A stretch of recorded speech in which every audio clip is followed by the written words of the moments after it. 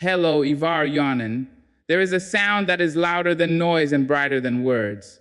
It is the sound of stillness, the glow of silence. When the world rushes with its chatter and confusion, when voices fight to be heard, there stands a leader who does not hurry, who does not stumble into the crowd of quick answers. That leader leans into silence, and in that silence finds a power that others overlook. Silence is not weakness. It is not emptiness. Silence is the ground on which wisdom stands. When a leader allows silence to hold its place, the noise of fear loses its control, the clamor of pride loses its edge, and the heart is given space to rise. To be still is to see with clear eyes, to hear what words cannot tell, to understand what is hidden beneath the surface. Great decisions are not born in the storm. They are born in the calm. A leader who chooses silence before speaking speaks with weight. People trust a voice that comes from reflection, not reaction. They listen to a person who has first listened to themselves. In silence, you do not rush to please. You do not stumble to defend. You do not scramble to appear strong. You allow truth to grow inside you, and when you speak, it carries the strength of roots that reach deep into the earth. Silence teaches patience, and patience is a companion to wisdom. In moments of silence, you see that not every battle needs a weapon, and not every question needs an instant reply. Sometimes the answer comes when you wait. Sometimes the solution reveals itself when you pause. The leader who knows silence does not fear time. They know that time works for those who honor it. In silence, you learn the language of people. You hear the tremble in their tone, the weight in their pause, the longing behind their words. A leader who listens deeply becomes a leader who leads justly. Silence sharpens your sight and softens your spirit so that you do not rule with power alone, but with understanding, compassion, and grace. There will be moments when the pressure mounts, when the room is filled with restless voices, when all eyes look to you for a decision. In that moment, do not rush. Do not be afraid of the silence that settles. For that silence is your shield, your strength, your sanctuary. From it you will draw the clarity that others are too hurried to reach. Silence is the pause that clears the fog so a leader can see the road ahead with clarity. When life grows crowded with voices pulling in every direction, when opinions swirl like restless winds, when pressure pushes for immediate answers, it is silence that steadies the spirit. A pause is not emptiness, it is a clearing. A space where thoughts that once tangled begin to straighten, where emotions that once raged begin to soften. It is in this quiet that clarity rises, like the morning sun breaking through heavy clouds. A leader who does not fear silence becomes a leader who makes choices that last. For it is easy to speak quickly, easy to answer with what pleases, easy to decide in a rush just to escape the discomfort of waiting. But easy choices do not always carry truth. Quick words may silence a room, but they do not always guide it. Only when the leader allows silence to breathe can they separate the noise of opinion from the voice of wisdom. That pause is the moment when fear loses its grip, and when pride loosens its hold, and when the heart begins to speak what the mind alone could not see. The pause is not weakness, it is strength. It takes courage to hold silence when the world demands action. It takes faith to trust that a delayed word may carry more weight than a hurried one. In that stillness, a leader sees what others miss. They notice the small details hidden beneath the surface, the truths that rush cannot uncover. Silence sharpens the eyes. It reveals motives. It exposes illusions, and it uncovers the path that was clouded by urgency. When the fog of confusion covers the way forward, silence is the clearing wind. It is the act of stepping back, of not being consumed by the heat of the moment, of allowing time to wash away the dust of doubt. That pause is the soil in which wisdom takes root. Without silence, decisions are like seeds thrown onto rocky ground. They may sprout quickly, but they will not last. With silence, decisions sink deep into the earth and they endure storms. Silence also teaches a leader to hear beyond words. In the quiet, you notice the hesitation in a voice, the fear behind a smile, the longing behind a complaint. You begin to see people not only for what they say, but for what they feel. Clarity comes not just from knowing what is spoken, but from understanding what is unspoken. In that depth of listening, a leader finds the true shape of the moment, and from that truth flows a decision that does not simply answer but heals, guides, and builds trust. In a world that celebrates speed, silence is an act of resistance. To pause is to say that wisdom matters more than appearances, that truth matters more than applause. A leader who chooses silence in decision-making shows strength not in how quickly they respond, but in how deeply they understand.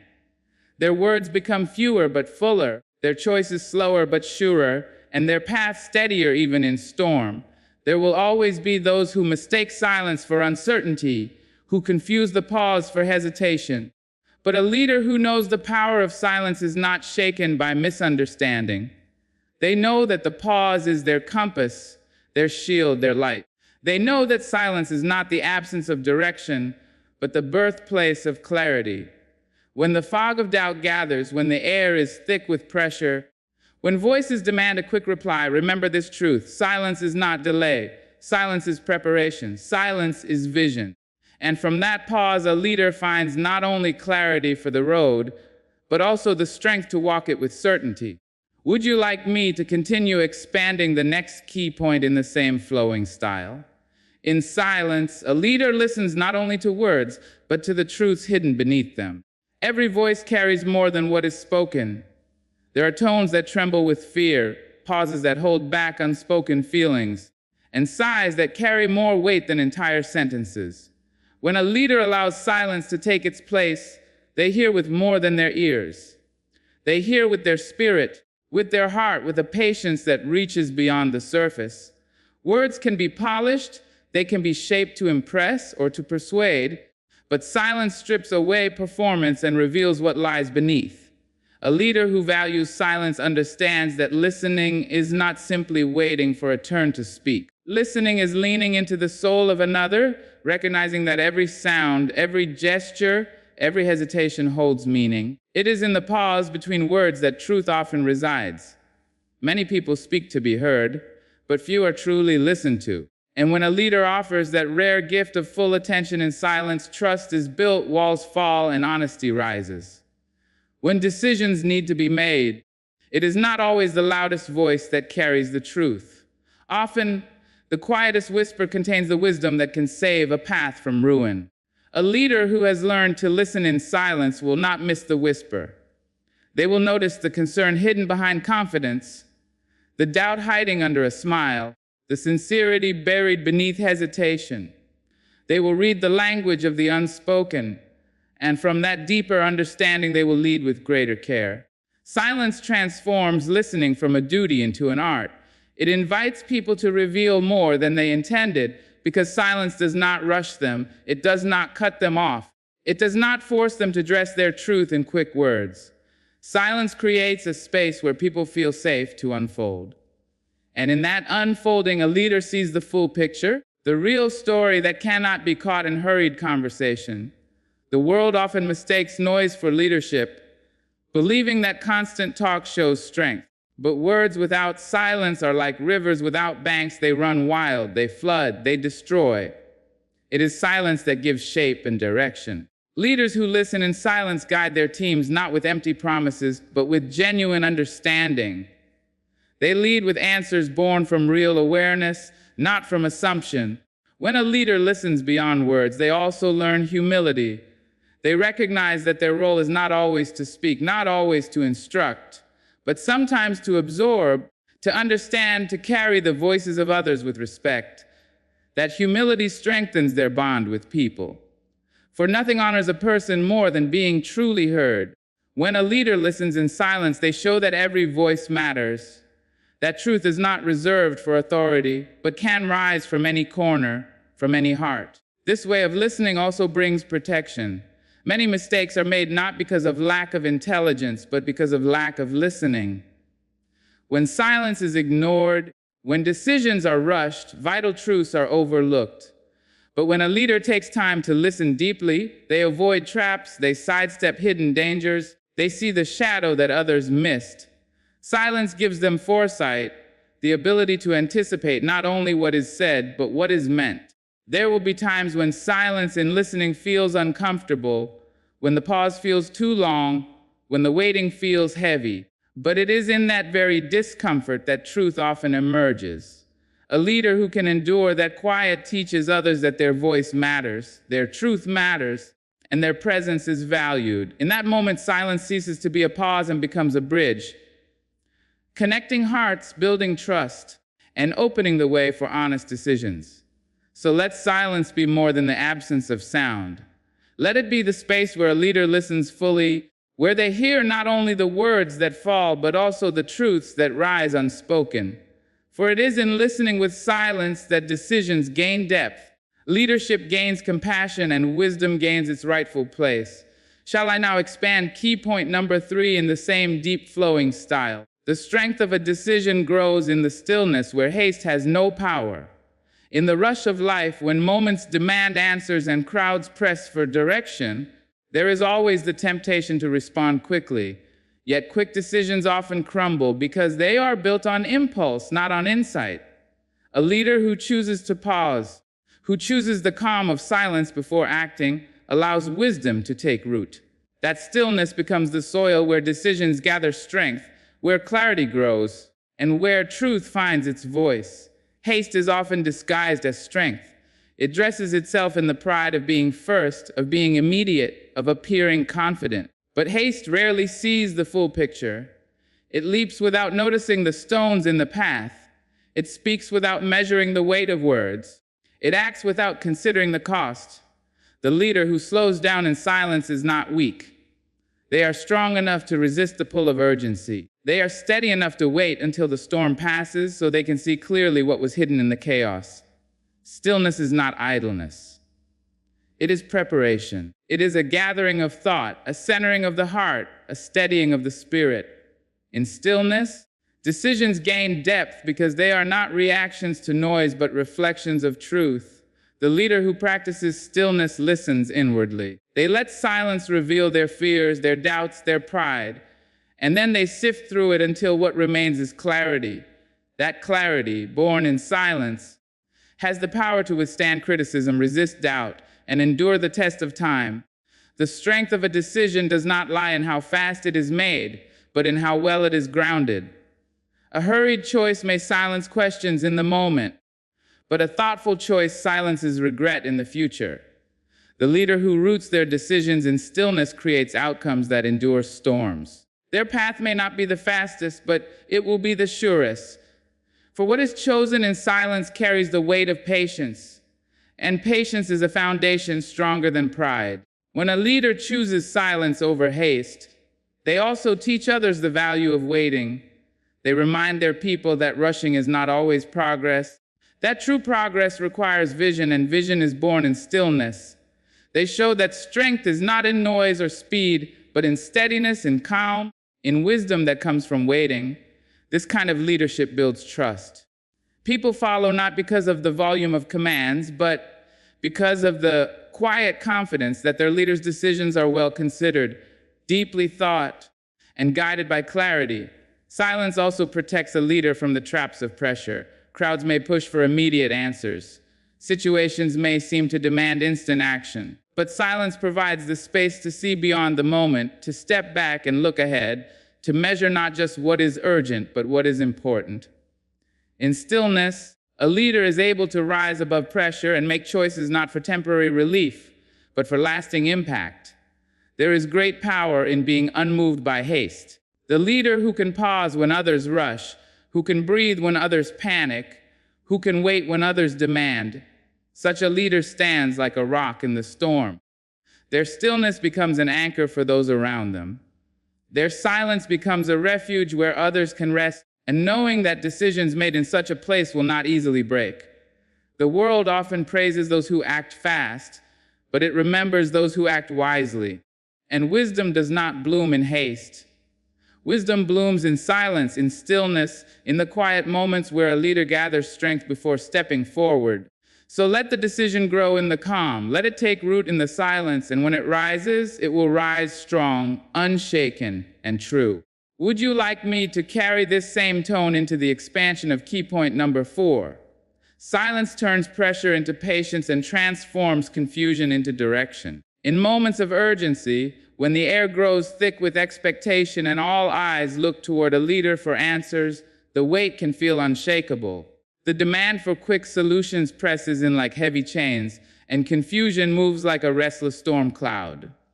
Yet silence has a way of breaking that pressure, of loosening those chains, of clearing the storm. It does not deny the reality of the moment, but it softens its grip. By stepping into silence, a leader finds the strength to turn what feels unbearable into something manageable, and what feels uncertain into something clear. Pressure has a way of making people act in haste. It whispers that time is running out, that action must be taken now, that delay will be defeat. But a leader who understands the gift of silence does not bow to that whisper. They breathe deeply, they pause, and in that pause they allow patience to settle in. Pressure thrives on panic, but panic cannot live in silence. Silence slows the heartbeat, quiets the rushing thoughts, and reminds the leader that wisdom does not come from speed, but from steadiness. Confusion, too, loses its hold in silence. When many voices argue at once, when options pull in opposite directions, when nothing seems certain, silence becomes a compass.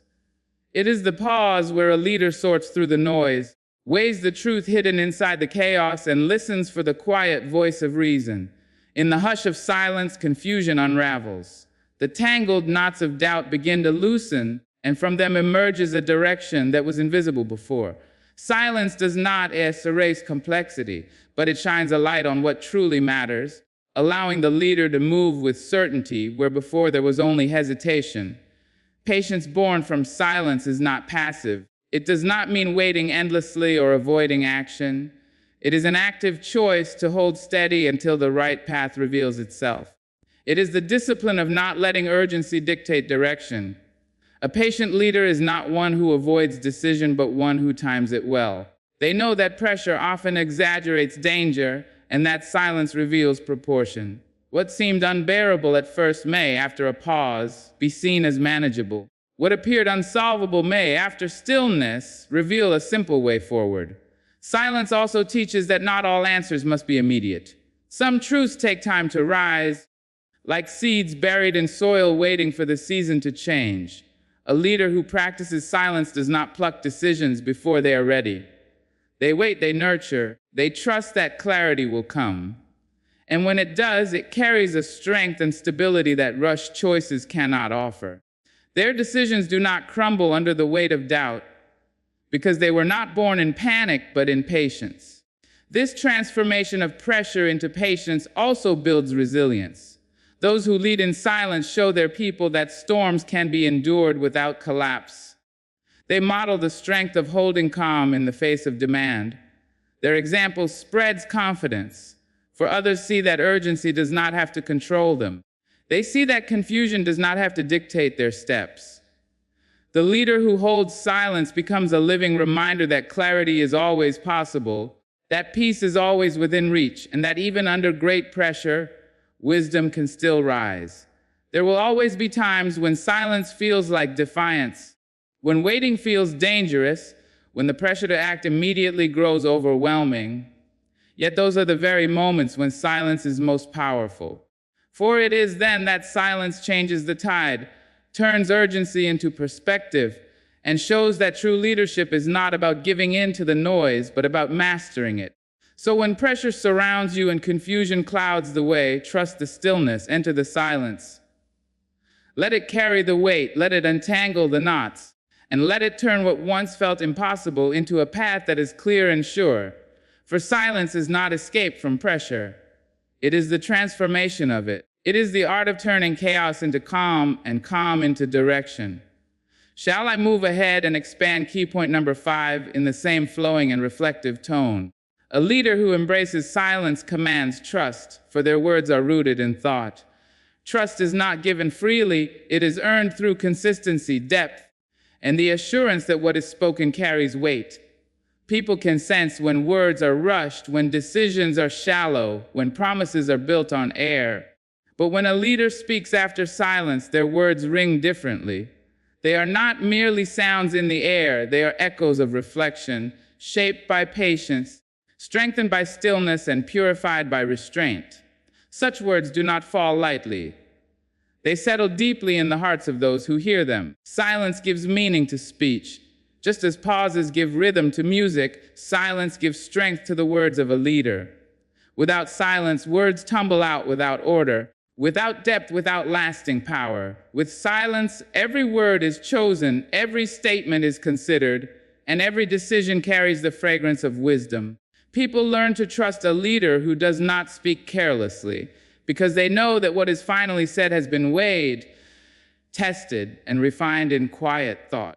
Trust is built not only by what a leader says, but by how they say it. When silence precedes speech, the tone carries calm, not chaos, assurance, not arrogance. It tells those listening that the leader is not speaking for attention, not rushing for approval, but speaking from conviction. Conviction is magnetic. It draws people in, it steadies their doubts, it assures them that they are being led by someone who is not swayed by noise, but anchored in truth. A leader who embraces silence also shows humility.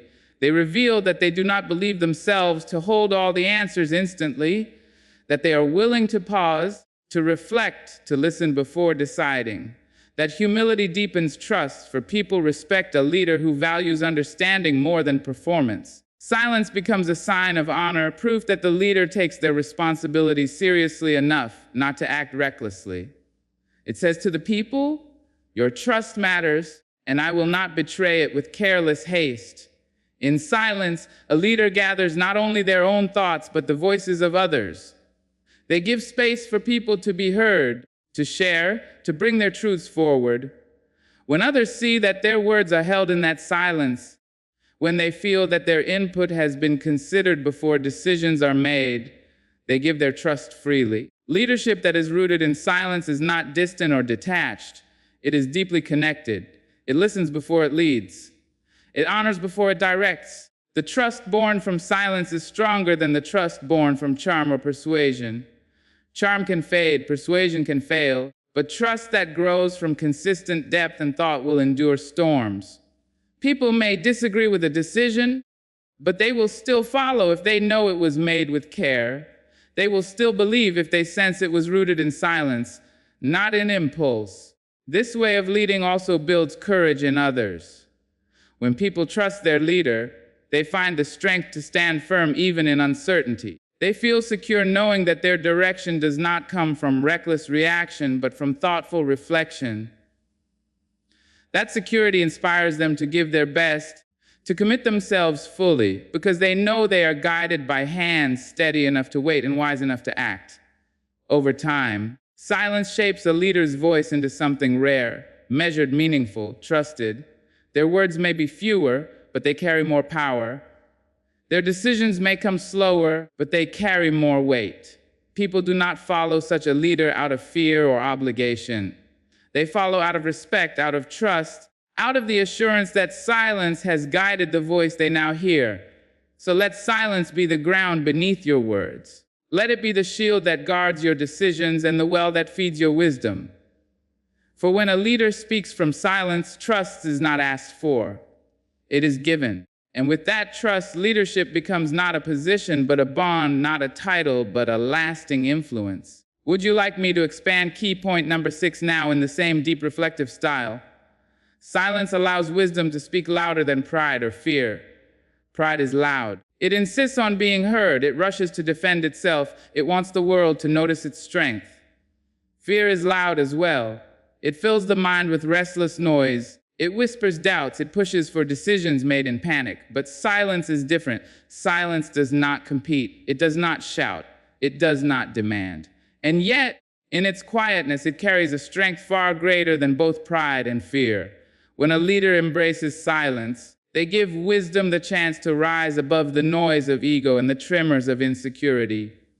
Pride often tempts leaders to speak quickly, to show certainty even when they are unsure, to answer before listening, to act before reflecting.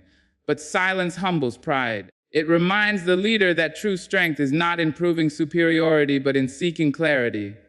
When pride falls silent, wisdom has space to step forward. And in that space, decisions are no longer about appearances, but about truth.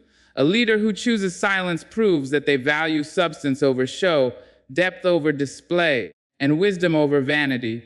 Fear too loses its grip in silence. Fear thrives on noise, on hurried thoughts, on restless minds that cannot sit still. But when silence is allowed to enter, fear weakens. The racing heart slows, the anxious mind begins to see clearly, and what once seemed overwhelming becomes less daunting. Silence teaches a leader that fear does not need to dictate their choices. It teaches them that courage is not the absence of fear, but the ability to move through it with calm. In silence, fear loses its power to control, and wisdom takes its rightful place as the guide. Wisdom is not always loud. It does not always arrive with force. Sometimes it comes as a gentle nudge, a quiet reminder, a soft truth that waits to be noticed. Without silence, these truths are often overlooked, buried under the rush of pride and the noise of fear. But in stillness, those gentle voices become clear. A leader learns to recognize them, to trust them, to allow them to shape decisions that are steady and strong. Silence also balances the heart and the mind. Pride often leans too heavily on ego. Fear leans too heavily on emotion. But wisdom in silence blends both reason and compassion. It does not ignore the heart, but it does not let emotion alone lead. It does not reject strength, but it does not let strength blind compassion. Silence brings both into harmony, and from that harmony comes leadership that is both firm and fair. A leader who allows wisdom to speak louder than pride or fear becomes a source of calm for others. People feel safe in their presence because they sense that decisions are not made recklessly. They see that choices are guided by thoughtfulness, not by ego or panic. That steadiness inspires confidence. It teaches others to trust not only the leader but also themselves, for they see the value of pausing, of quiet reflection, of letting wisdom lead. This kind of leadership lasts because it is not dependent on applause or the absence of challenge. Pride can crumble when criticized. Fear can paralyze when faced with uncertainty, but wisdom born in silence does not break easily. It is rooted deeply, it is steady under pressure, it is strong even when storms come. Leaders who let silence guide them stand tall not because they are untouched by pride or fear, but because they refuse to let either rule their choices. So let silence be the place where you quiet your pride and calm your fear.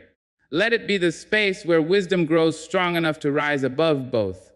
For when wisdom speaks from silence, it speaks with a voice that cannot be shaken, a voice that leads with clarity, with compassion, and with truth. Would you like me to now expand key point number 7 with the same flowing style to complete the set before the conclusion? True leadership shines not in noise, but in the calm assurance that silence provides. The world is often drawn to noise. It associates authority with volume, mistaking the loudest voice in the room for the strongest one. Yet history and wisdom remind us that leadership is not about drowning others out. It is about creating a presence so steady that words need not be shouted to be believed.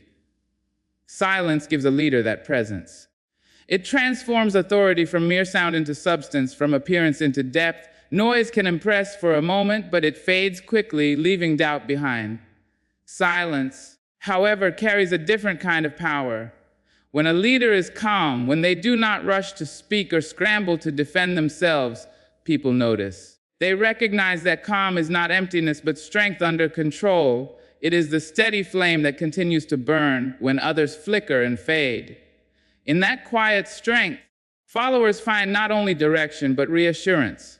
They learn that true leadership does not need to prove itself through constant noise. It proves itself by being grounded, thoughtful, and unwavering. A leader who relies on noise often leads by reaction. They respond quickly to every challenge, every criticism, every demand, hoping that the volume of their response will silence the doubts of others.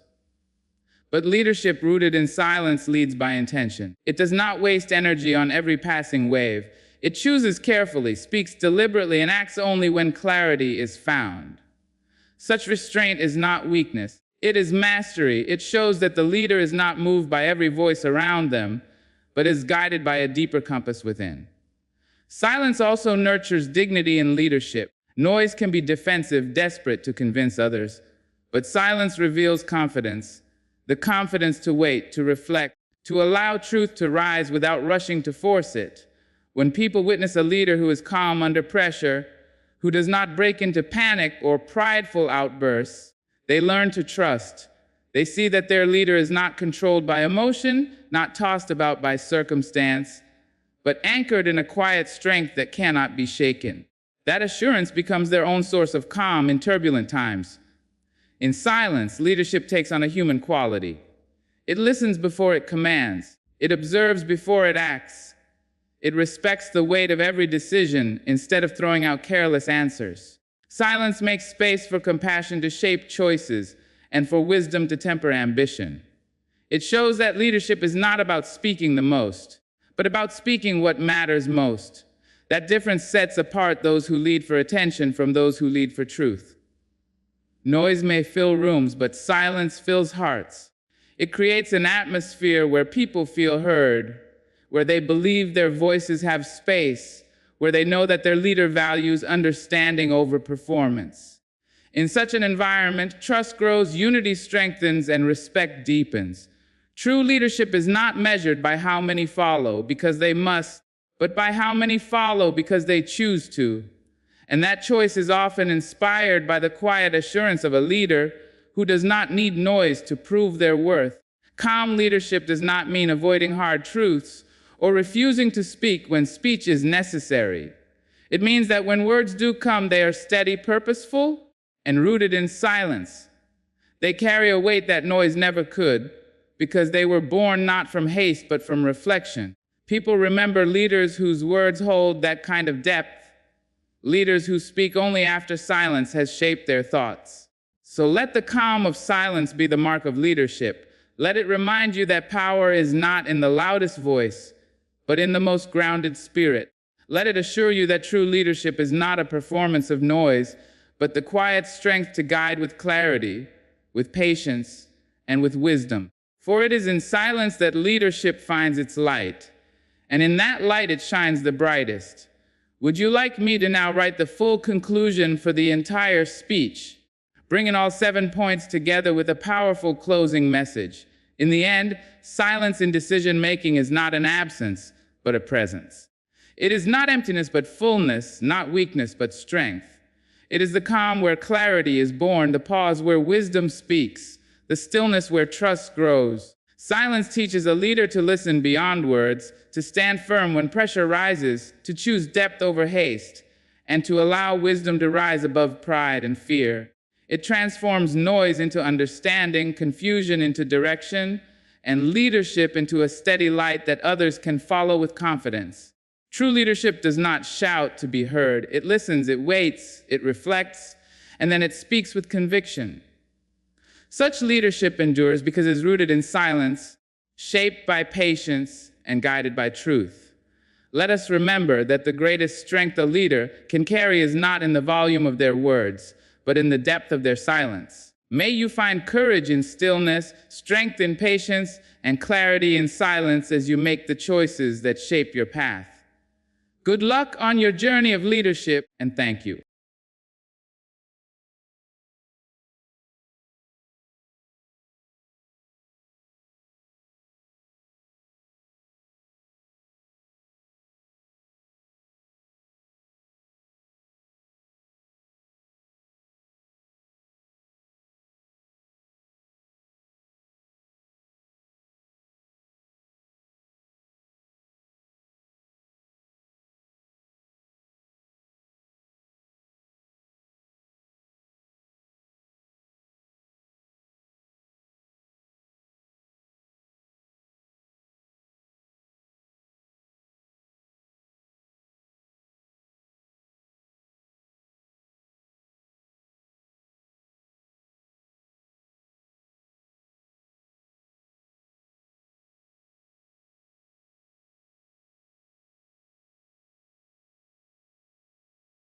There is a voice that speaks before you do. It whispers when you try to rise. It questions your worth before you step forward. That voice is doubt. And if you do not hush it, it will hush you. But there is another voice, one deeper, one older, one that knows you were carved from courage and shaped in the stillness of something stronger. That voice is your dream, and it is time to let it speak. People will look at you and tell you what you cannot be. They will name your limits and draw your lines. Some of them mean well, some of them do not, but none of them get the final say. You were not born to walk in their small circle. You were born to break the circle open. You were not born to echo the doubts of others. You were born to sing a new song into this world. Doubt is the echo of fear, an old sound that travels through your mind, arriving uninvited, repeating questions you never needed to ask. It speaks when you're quiet. It stirs when you're still. It wraps itself around your ambition, cloaking your certainty in fog. And the danger of doubt is not always its volume, but its persistence. It shows up in small moments. The pause before you speak, the hesitation before you take a chance, the silence that replaces a step forward. It sneaks into your thoughts wearing the voice of reason, but make no mistake, it is not wisdom. It is fear wearing a mask. Fear has a way of disguising itself as protection. It says, be careful when you need to be bold. It says, what if you fail when you're just starting to grow? It sounds like safety, but feels like stagnation. It convinces you that comfort is a destination and not a prison.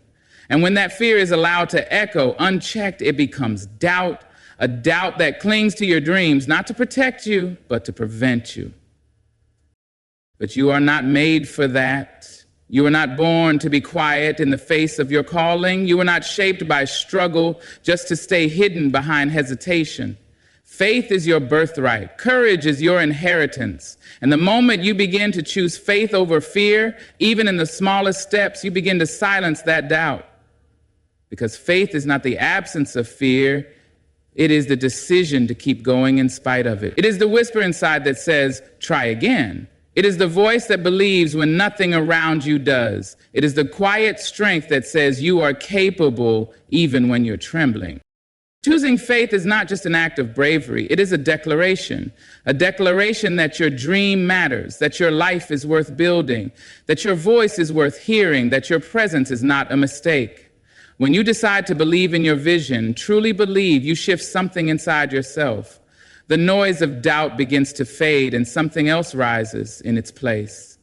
A quiet knowing, a steady resolve, a light that doesn't beg to shine but simply does. Each time you choose faith over fear, you build momentum. And that momentum is what breathes life into the dream. Not a single moment of loud, reckless courage, but small, repeated acts of belief. A decision to speak when you feel unworthy, a decision to begin when everything tells you to wait, a decision to stand when you feel like sitting it out. These are the moments that build the life you are meant to live. You will not always feel ready. You will not always feel strong. But faith does not require you to be fearless. It only asks you to try. It asks you to show up, to keep walking, to keep hoping, because the moment you step forward, with even a thread of belief, you have already begun to quiet the voice of doubt. And when that voice rises again, and it will, you will not argue with it, you will not explain yourself to it, you will simply keep moving. Because you are no longer guided by fear's echo, you are led by a deeper sound, the pulse of a dream that refuses to be silenced. A dream does not always begin with noise. It does not need to roar to be real. It starts in stillness, often in a quiet space no one else can see. There within the hush of your own heart, something sacred is planted, and though the world may not hear it, though no one else may understand its shape or size, its power is not measured by its volume. It is measured by your willingness to believe in it, even when no one claps, even when no one listens. We live in a world that praises loud victories and visible success, but some of the greatest breakthroughs begin in silence. Some of the strongest people are the ones who dare to carry a dream quietly, not because they are afraid, but because they are focused, because they know the noise of the crowd cannot build what only patience and purpose can create. The dream needs space to breathe before it is ready to speak. It needs room to grow before it stands in full light. There will be moments when your journey feels invisible. You may wonder if anyone sees your effort, if anyone hears your heart. But do not mistake invisibility for insignificance. Just because it is not public doesn't mean it's not powerful.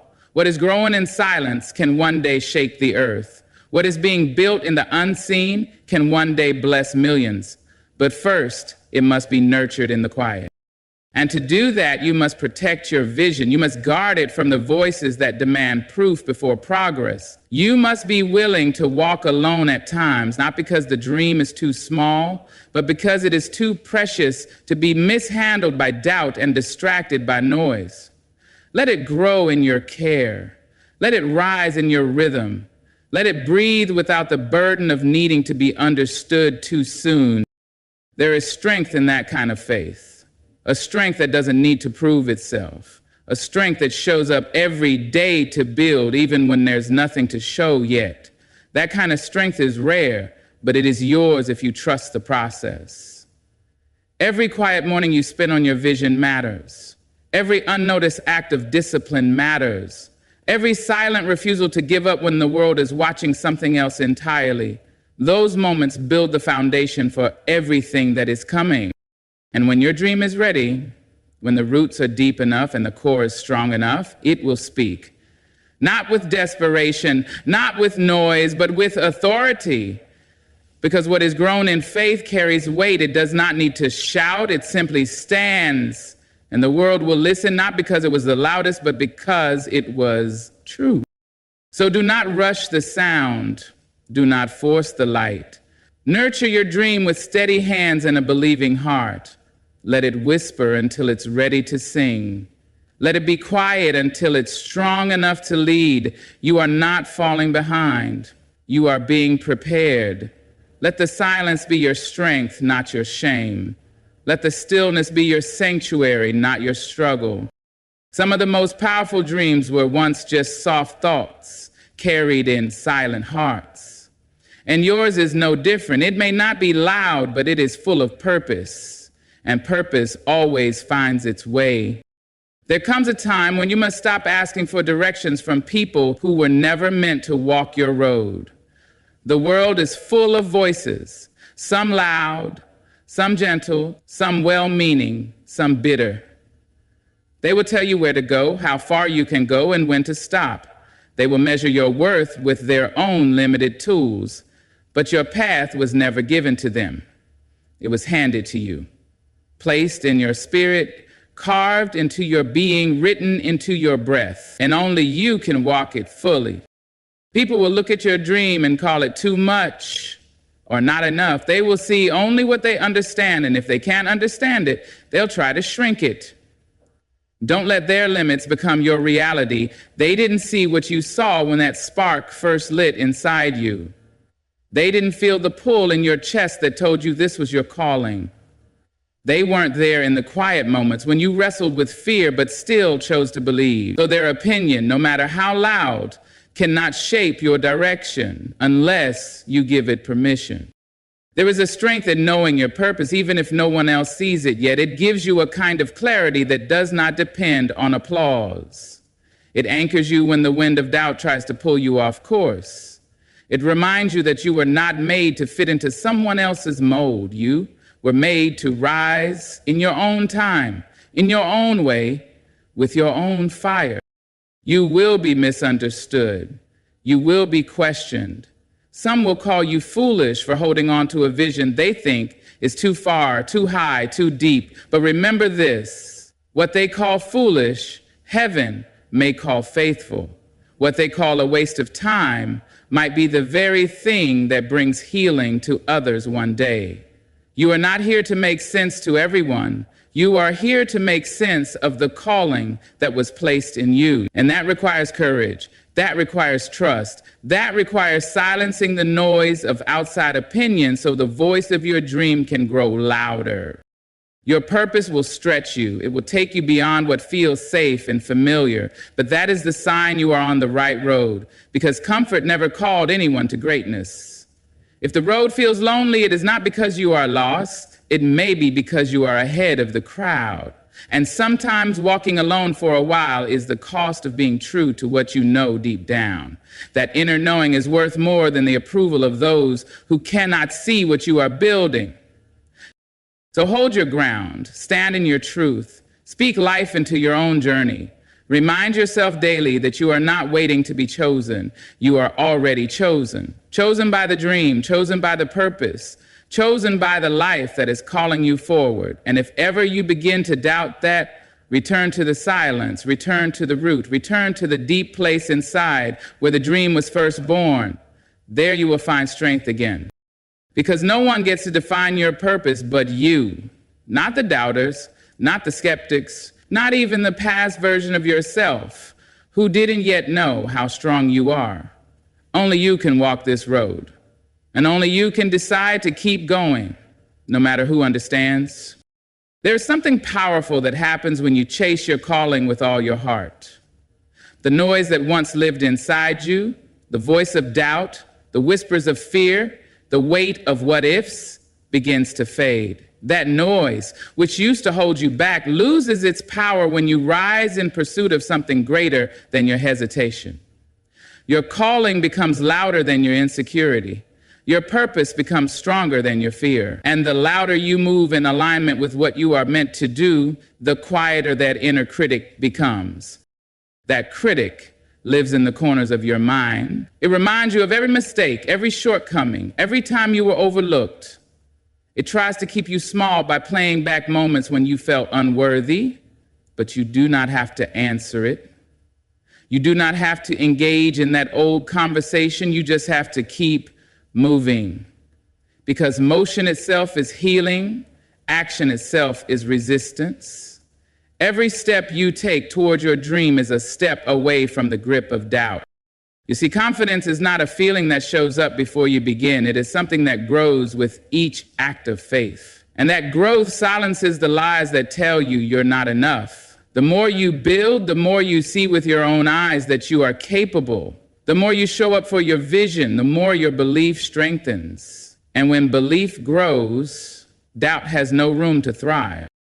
The world doesn't need you to be perfect. It needs you to be present, to be bold in your intention, to show up for the work even when you're still learning, even when you're unsure.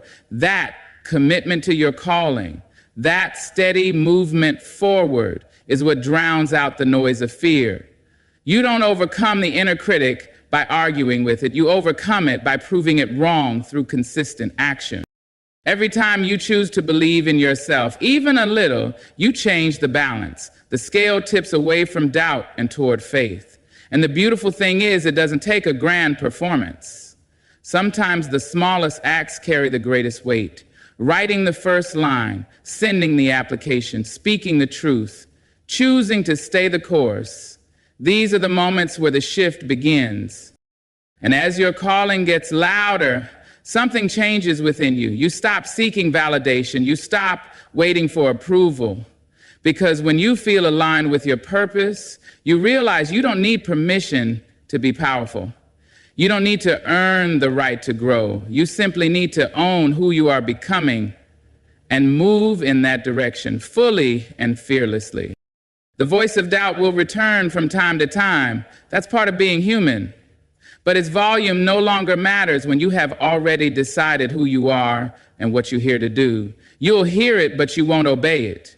You'll feel it, but you won't be ruled by it, because something greater is guiding you now, something rooted in truth, something anchored in vision.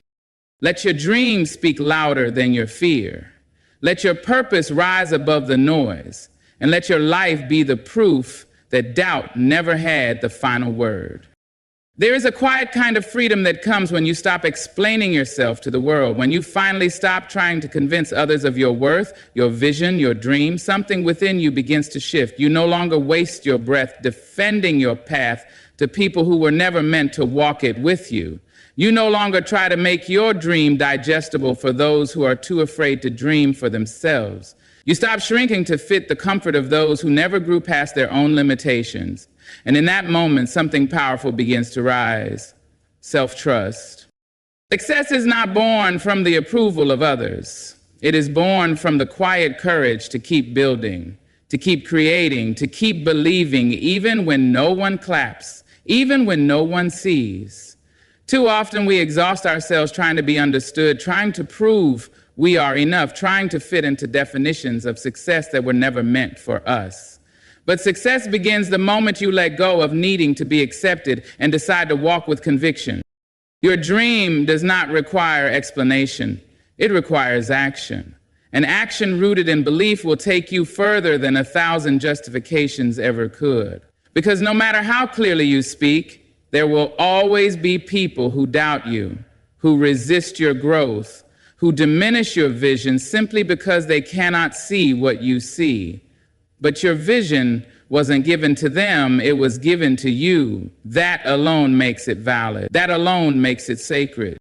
There is a strength in quiet work, in showing up without the need to announce yourself, in planting seeds without demanding immediate fruit, in rising not for attention but because you know you were born to rise. When you are rooted in purpose, the noise around you becomes irrelevant. You begin to understand that clarity within is far more powerful than confusion outside. You begin to realize that success is not loud, it's steady, it's quiet, it's built in the dark long before it ever shines in the light. So stop asking for permission to be great. Stop waiting for someone to tell you it's your time. Your time is now, not when they approve, not when they understand, now. Every time you move in purpose, you declare to the world that you are worthy, not because someone said so, but because you have chosen to believe it yourself. And that belief, strong, grounded, and unshakable, is where your real success begins. You do not need to post every step. You do not need to explain every decision. You do not need to water down your vision to make others feel comfortable. You owe no one a version of yourself that is easier to accept but harder to live with. Stand in your truth, speak with intention, move with power. Let your actions be the answer. Let your consistency be the evidence. Let your peace be your reply to every doubter, every critic, every silent whisper of fear. Because when you stop explaining and start believing, you silence the noise, you break the pattern, you rewrite the story, and the story becomes one of quiet strength, relentless faith, and dreams too bold to be denied. So when the world gets loud and the voices of doubt try to pull you back, remember this. Your dream was not given to the noise. It was given to you.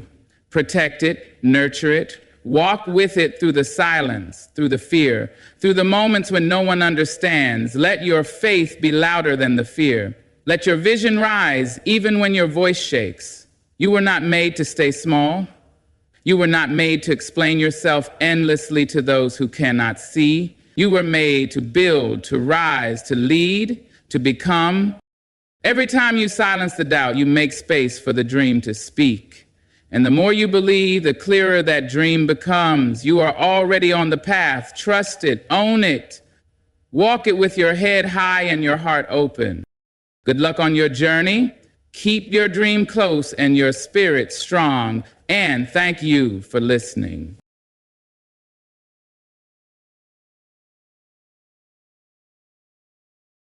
Good evening, everyone. My dear, listen close. The heart speaks in whispers long before it ever shouts. It hums its truth in the quiet of the night, in the sighs you swallow, in the weight pressing against your spirit. But oh, we are such stubborn creatures, aren't we? We tighten our grip on what has already let go. We hold on to hands that no longer reach for us. But love, real love, does not leave you second guessing. Love does not make a stranger out of you. Love does not ask you to beg, to shrink, to forget the light that shines within your soul. And when love has taken its final bow, it does not linger in shadows. It leaves. My dear, listen to me. There is a kind of loneliness that has nothing to do with being alone. It is the kind that creeps in when you are sitting right beside the one you love, yet their heart feels miles away. It is the ache of reaching out and finding nothing to hold.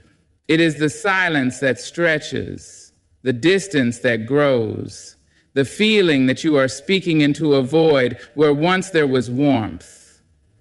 You see, love is not just about bodies occupying the same space.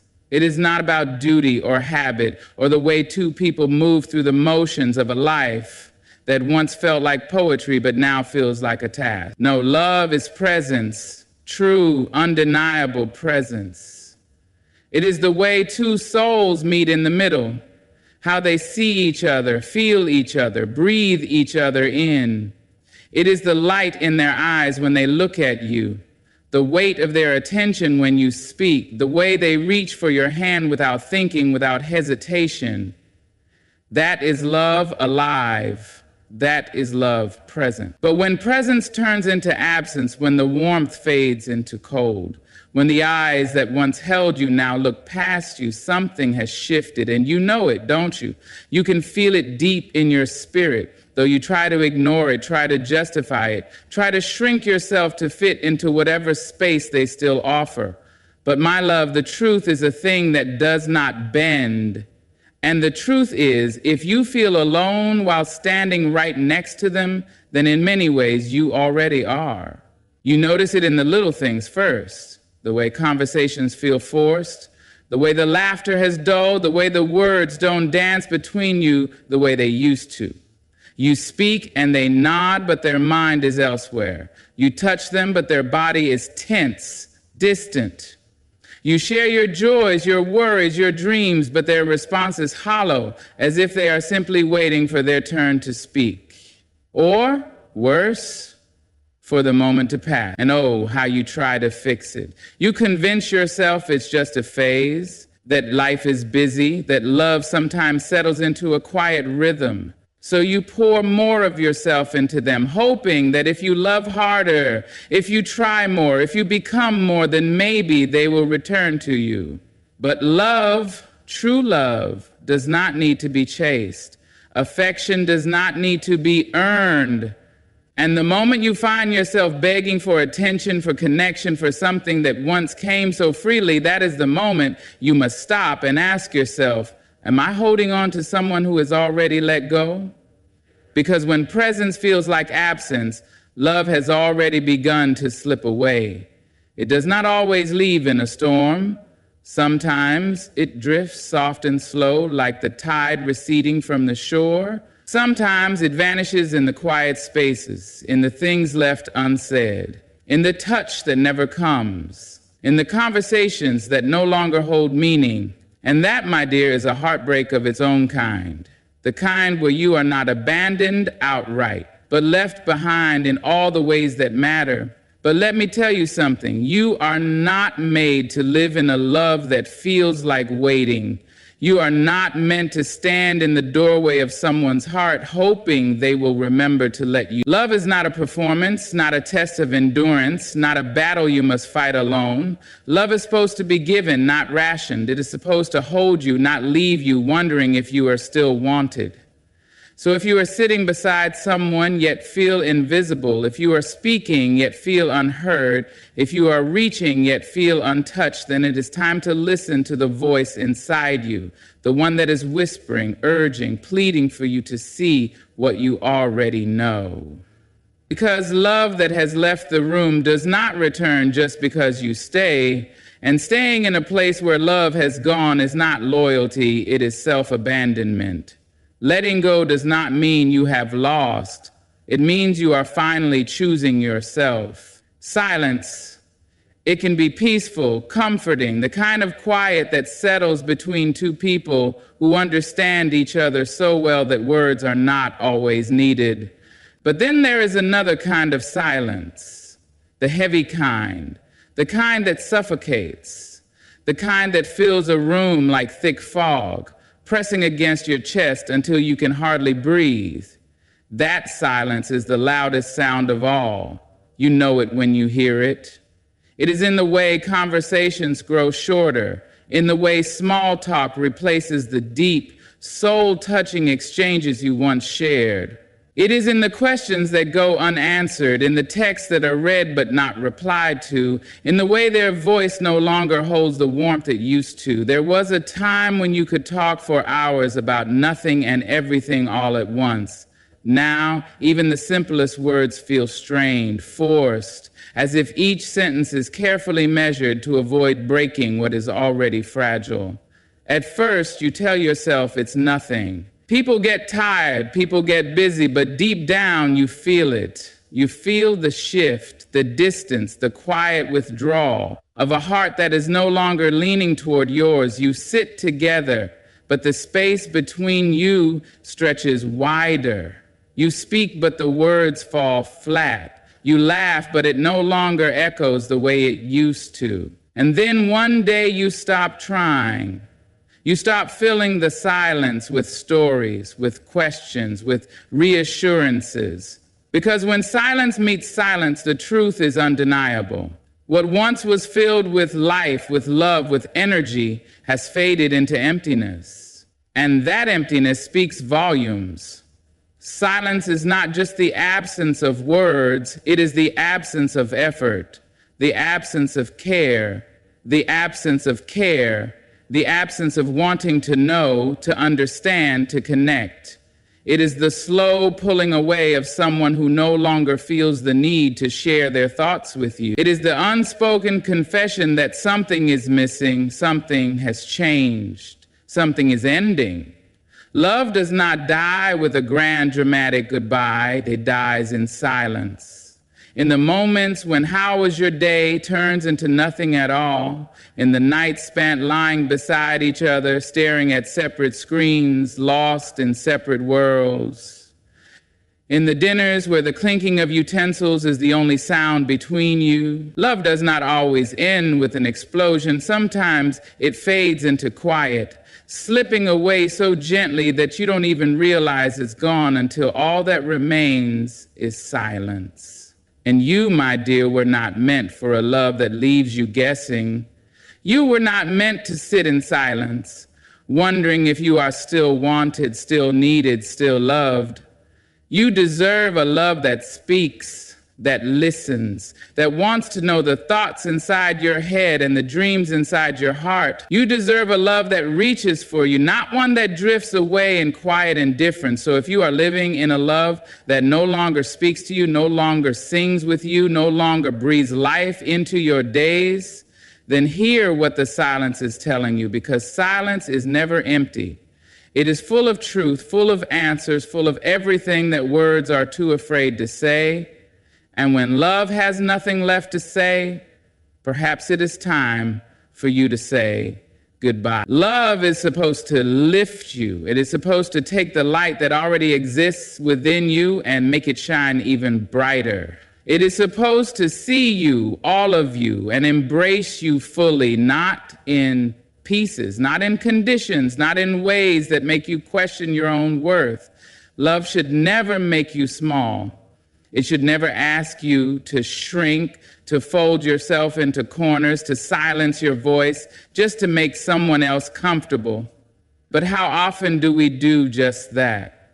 How often do we bend and break, twist and turn just to fit into a space that was never meant for us? At first, it happens so subtly that we don't even notice. A small compromise here, a quiet sacrifice there. You give up little things, your opinions, your dreams, your laughter. You start to measure your words, soften your edges, dim your glow. All in the name of love, all in the hope that if you are smaller, easier, quieter, then maybe, just maybe, you will be enough. But love is not meant to be earned through self-erasure. Love does not demand that you become less so that someone else can feel like more. And yet there you are, carrying the weight of a love that should have been light. There you are, holding back your joy, your passion, your truth, because you have been made to believe that too much of you is something to fear. Oh, but listen to me. Love does not ask you to apologize for existing. It does not silence you when you have something to say. It does not clip your wings and call it devotion. Love stands beside you, not above you. It celebrates you. It encourages you. It allows you to be big, bold, and boundless. And if the love you are in makes you feel like a shadow of the person you used to be, then, my dear, it is not love. It is control. It is insecurity wrapped in the disguise of care. It is a cage built from soft words and quiet dismissals, from rules unspoken but deeply understood. It is the kind of love that keeps you second guessing, that teaches you to be careful, that turns you into someone you no longer recognize. But I ask you this, who were you before you believed that love had to be survival? Who were you before you started walking on eggshells? Before you learned to silence your own needs? Before you thought that love meant losing yourself? Because that person, that vibrant, unapologetic whole person, still exists within you. And you owe it to yourself to set them free. If a love requires you to shrink, it is not love. If a love makes you feel like you must choose between being yourself and being loved, then, my dear, the choice is already made. Because true love never forces you to choose at all. So stand tall, take up space, speak your truth.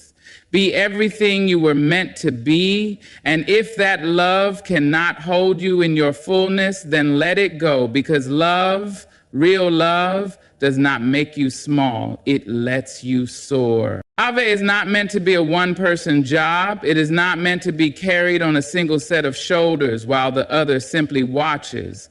Love is not a monologue, not a lonely echo in an empty room, not an unanswered call in the middle of the night. Love is effort, shared, mutual, given freely without hesitation. And when that effort fades, when it becomes lopsided, when one person is reaching, giving, fighting, while the other simply stands still, then something is breaking. At first, you don't notice it. You tell yourself they're just tired, just stressed, just going through something that will pass. So you step up, you carry the weight for both of you. You plan the dates, you initiate the conversations. You send the good morning texts, you check in, you reach out, you apologize first, you fill the silences, you ease the tension, you make excuses for the growing distance. And for a while, you convince yourself this is normal. Relationships have ups and downs, right? Love requires effort, right? But love is not meant to be a fight you fight alone. And if you are the only one trying, then what you have is not love, it is labor. It is sacrifice without recognition. It is standing in the rain, holding out your hands, waiting for someone to meet you there, only to realize they never intended to. Love should never leave you feeling like you are asking for too much just because you want to be seen, to be heard, to be held with the same care you so freely give. Love should not make you wonder if you are difficult to love just because the person beside you refuses to put in the effort. Love should never make you feel like you are begging to matter. You know it when it happens. The small things that once felt natural now feel like burdens you carry alone. You ask how their day was, and they answer in one-word responses. You send thoughtful messages, and they reply hours later with nothing more than a vague acknowledgement. You try to bring back the spark, but your effort is met with indifference. And little by little, you begin to question yourself. Am I asking for too much?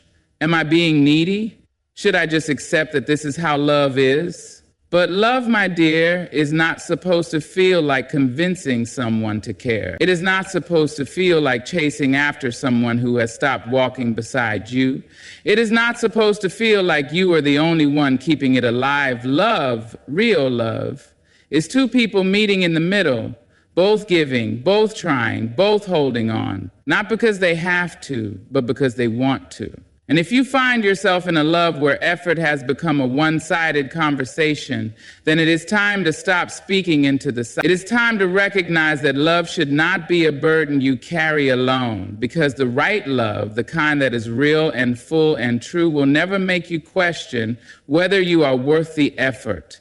It will show you every single day that you are. There is a certain kind of pain that comes from holding on to something that is already gone. A love that once flourished, once felt like home, now slipping through your fingers like sand. And yet you tighten your grip, thinking that maybe if you hold on just a little longer, just a little harder, you can bring it back to life. You tell yourself it's just a rough patch.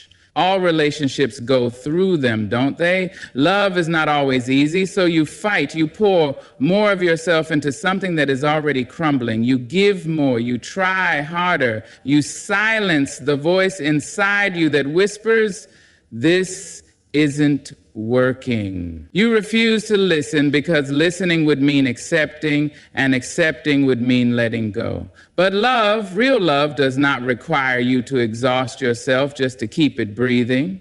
Love is not meant to be a constant battle, a place where you fight and fight only to find yourself standing alone in the end. If love is meant to last, it will.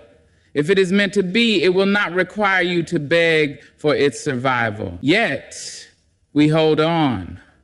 We hold on because we remember how it used to be. The laughter, the warmth, the way their eyes once searched for us across a crowded room. We hold on because of the history, because of the memories, because of the hope that maybe, just maybe, things will go back to the way they were. But memories are not enough to sustain love. And hope alone cannot rebuild what has already collapsed. You feel it, don't you? The shift, the distance, the way their touch has become unfamiliar, the way their words no longer carry the weight they once did. The love that once felt effortless now feels like a struggle, like something you are dragging behind you, hoping it will regain its strength. But love is not meant to be dragged. Love is not meant to be forced back to life. You cannot make someone stay who has already left in their heart. You cannot breathe life into something that has already exhaled its last goodbye. Love, when it is real, does not need to be chased. It does not need to be convinced to stay. It simply stays. And I know it is not easy to let go. It is not easy to release something that once made you feel so whole, so wanted, so alive. But what is harder, my dear, is holding on to something that no longer holds you back. What is harder is giving your love to someone who no longer reaches for it. What is harder is losing yourself in the process of trying to save something that no longer wants to be saved. Letting go is not giving up. It is not a sign of failure. It is a sign of love. Love for yourself. Love for the person you are meant to become. And if you must choose between keeping a love that is draining you or choosing yourself, I hope you always choose you, because love should never feel like something you have to resuscitate. The right love, the true love, will never make you fight this hard just to be kept. Peace. That thing your soul longs for, the quiet space where your heart can rest, where your mind is not at war with itself, where love feels like comfort instead of conflict. But when you are in a relationship that has outlived its love, peace becomes a stranger. You find yourself walking on eggshells, second-guessing your words, holding your breath in the spaces where you once felt free. At first, you ignore it. You convince yourself that love requires patience, that every relationship has its struggles. You tell yourself that if you just try harder, compromise more, soften your needs, then maybe the tension will ease, the weight will lift, the love will feel whole again. But love should never feel like a battlefield. It should not steal your sleep, your joy, your sense of self. And yet there you are, caught in the cycle of trying and hoping, giving and receiving less in return. Your heart is exhausted, your spirit weary, but you stay because the thought of leaving feels like failure. You stay because you remember the good times, the laughter, the love that once felt effortless. You stay because you don't want to be the one to walk away, to be the one who gives up. But tell me this, at what cost? At what cost do you stay in a love that no longer nourishes you? At what cost do you keep choosing someone who does not choose you with the same certainty? Because the love you fight for should never come at the expense of your own well-being. Love should not be a place where you lose yourself just to hold on to someone else. Peace is worth more than a broken promise. It is worth more than the love that keeps you anxious, the love that makes you question your worth, the love that keeps you waiting for something that never arrives. Love, real love, should be a sanctuary, not a storm. It should bring you closer to yourself, not pull you further away. But here's the truth. If love costs you your peace, it is too expensive. If love makes you feel small, uncertain, unheard, then it is not love, it is attachment, it is habit, it is fear disguised as devotion. And you deserve more than that. You deserve a love that feels like home, not one that keeps you knocking on the door, waiting to be let in. So let go, not because it is easy, but because it is necessary, because your heart deserves to beat freely, your mind deserves rest, your soul deserves peace. And any love that takes those things, expand, key point, no 7 and 700 words according to prompt without any heading, and flow speech naturally according to overall key points, and add only necessary ending line. There comes a moment, a quiet, undeniable moment, when you know, maybe it sneaks up on you in the middle of a conversation that no longer holds meaning. Maybe it settles in your chest when you're lying next to them, feeling miles apart. Maybe it's in the way you no longer reach for their hand, no longer look for their eyes in a crowded room, no longer feel like yourself in their presence. You don't always want to admit it. You tell yourself it's just a phase, a season, a rough patch. You remind yourself of the time when love was easy, when laughter came without effort, when their voice was the sound you wanted to hear at the end of every long day. But those moments feel distant now, like echoes from another life. And the truth is, you have already left in your heart. Maybe you have not spoken the words out loud, but your soul has already started to walk away. You no longer dream of a future together with the same excitement. You no longer crave their presence the way you once did. The fights feel repetitive, the silence is heavier, the effort too much to keep giving when you know deep down that love is not supposed to feel this way. You catch yourself imagining a life without them, and instead of fear, you feel relief. Instead of heartbreak, you feel freedom. That's how you know, because love, when it is right, when it is true, does not make you fantasize about escape. It does not make you wonder if you'd be happier alone. It does not make you feel like you are simply existing, going through the motions, waiting for something to change. But here's the thing, nothing will change, at least not in the way you hope, because love that requires you to force it, to fake it, to convince yourself it is still enough is no longer love, it is memory. It is routine, it is familiarity that feels safer than the unknown. And so you stay, not because your heart is still in it, but because leaving feels too big, too final, too terrifying. But my dear, you deserve more than a love you have to stay in out of obligation. You deserve more than a love that no longer lights you up, no longer inspires you, no longer makes you feel like the best version of yourself. You deserve a love that is alive, that is full, that is certain.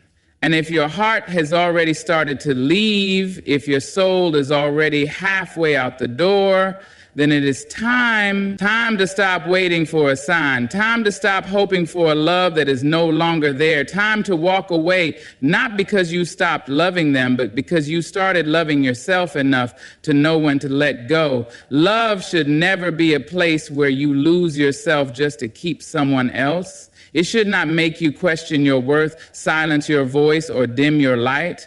Love, when it is right, lifts you, nurtures you, and holds you without condition. But when it fades, when it turns into something that drains rather than fills, something that weighs you down instead of setting you free, you must have the courage to walk away.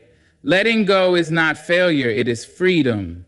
It is choosing peace over pain, self-respect over settling, and a future where you are whole instead of half. It is a promise to yourself that you will never again stay where love is no longer being served. And as you take that step forward, know this: you are not alone. Strength lives within you, and something beautiful is waiting on the other side of goodbye.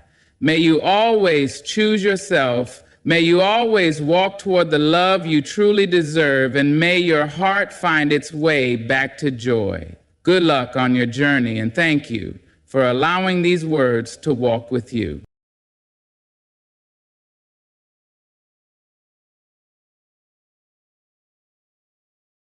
Hello, everyone. There is a beauty that lives in the quiet, a beauty that does not shout or beg to be seen, but stands with dignity, waiting for the heart to notice. Silence is not empty. It is full of lessons, full of truths, full of the strength that does not need applause. And when a person learns to walk with silence as a companion, they learn a grace that cannot be taught in books, a wisdom that cannot be shouted into existence. Too often we mistake noise for power. We think the loudest voice carries the greatest weight. But the truth is different.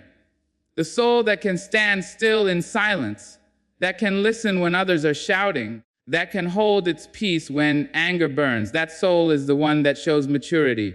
Silence is not weakness, it is control, it is patience. It is knowing that not every battle deserves a fight, not every word deserves an answer, not every wound deserves to be exposed. There comes a time when silence becomes the shield and the sword. It is the shield that guards us from speaking words that break more than they build. It is the sword that cuts away the noise that tries to drown out our inner voice. A mature spirit knows when to speak and when to remain still. That knowing is not given to everyone. It is earned. It is learned through pain, through failure, through the quiet nights when only the heart is listening. Silence reflects strength, not weakness, showing mastery over emotions and words. When we look at the world, we see how often people rush to speak, to prove, to defend, to argue. Many believe that quick words and louder tones carry more weight. Yet the truth is, strength is not found in the noise of the voice, but in the calm of the soul.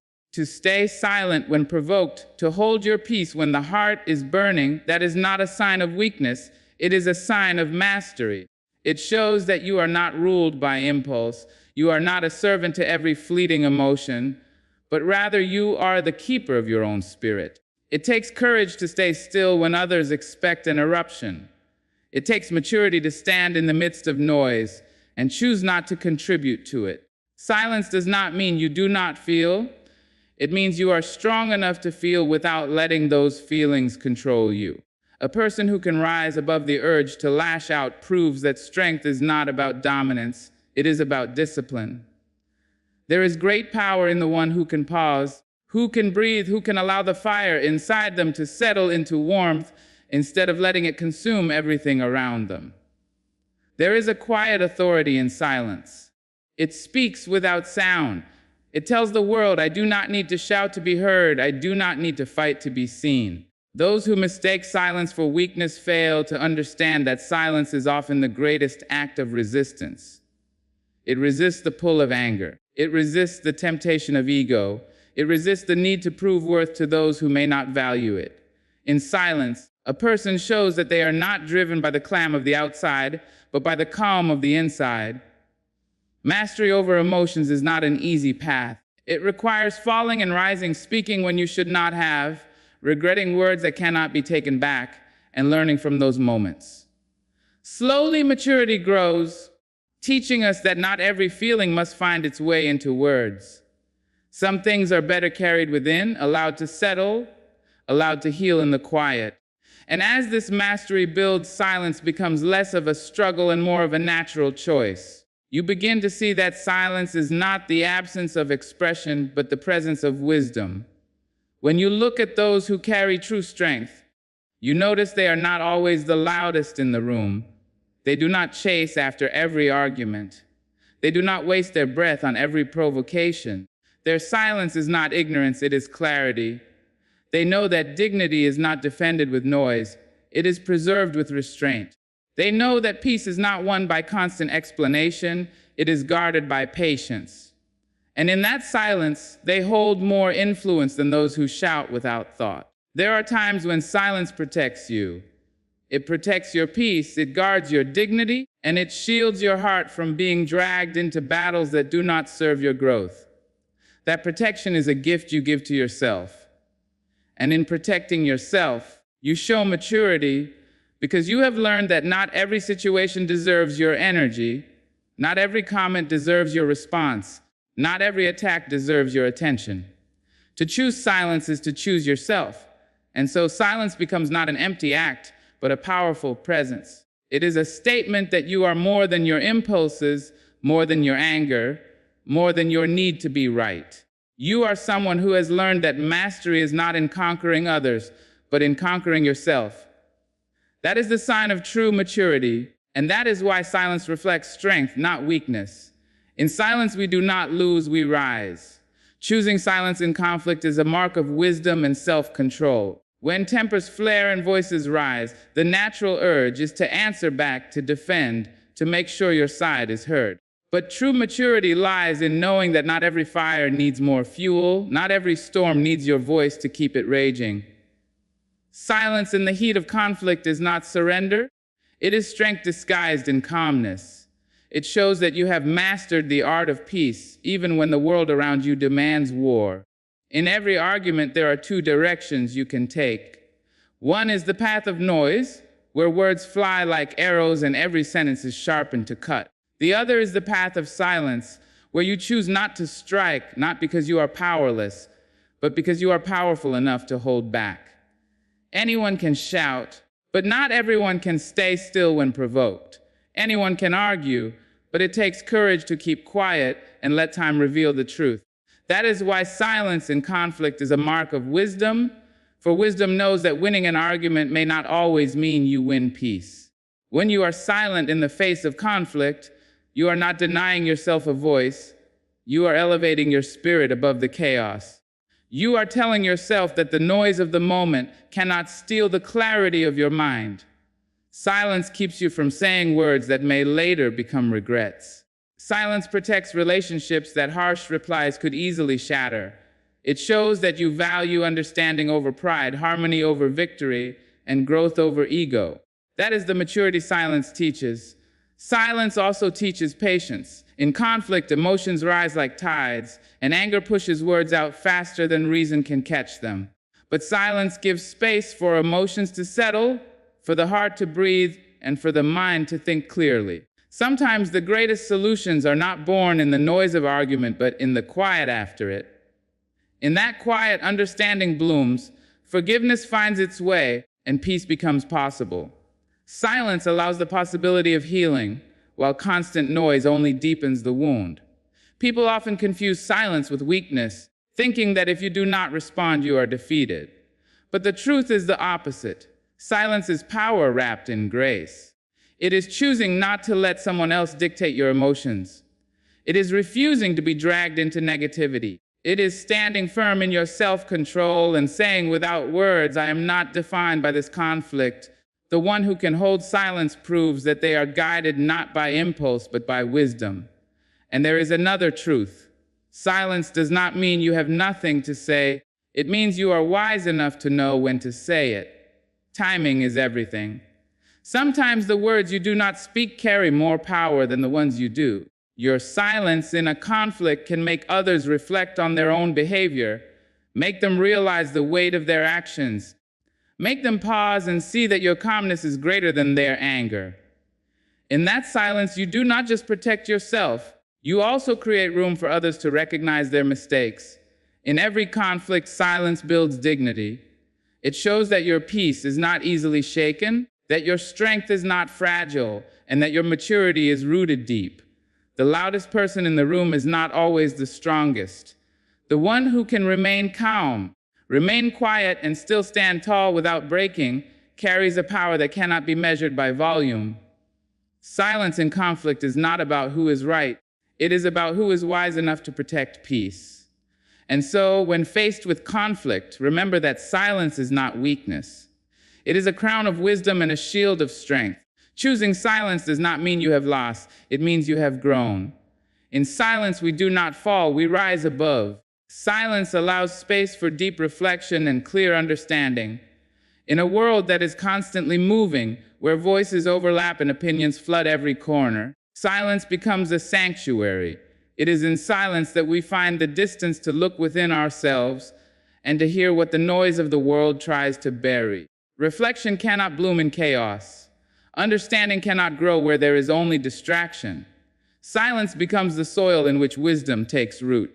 The quiet that allows us to listen not only to others, but to our own hearts.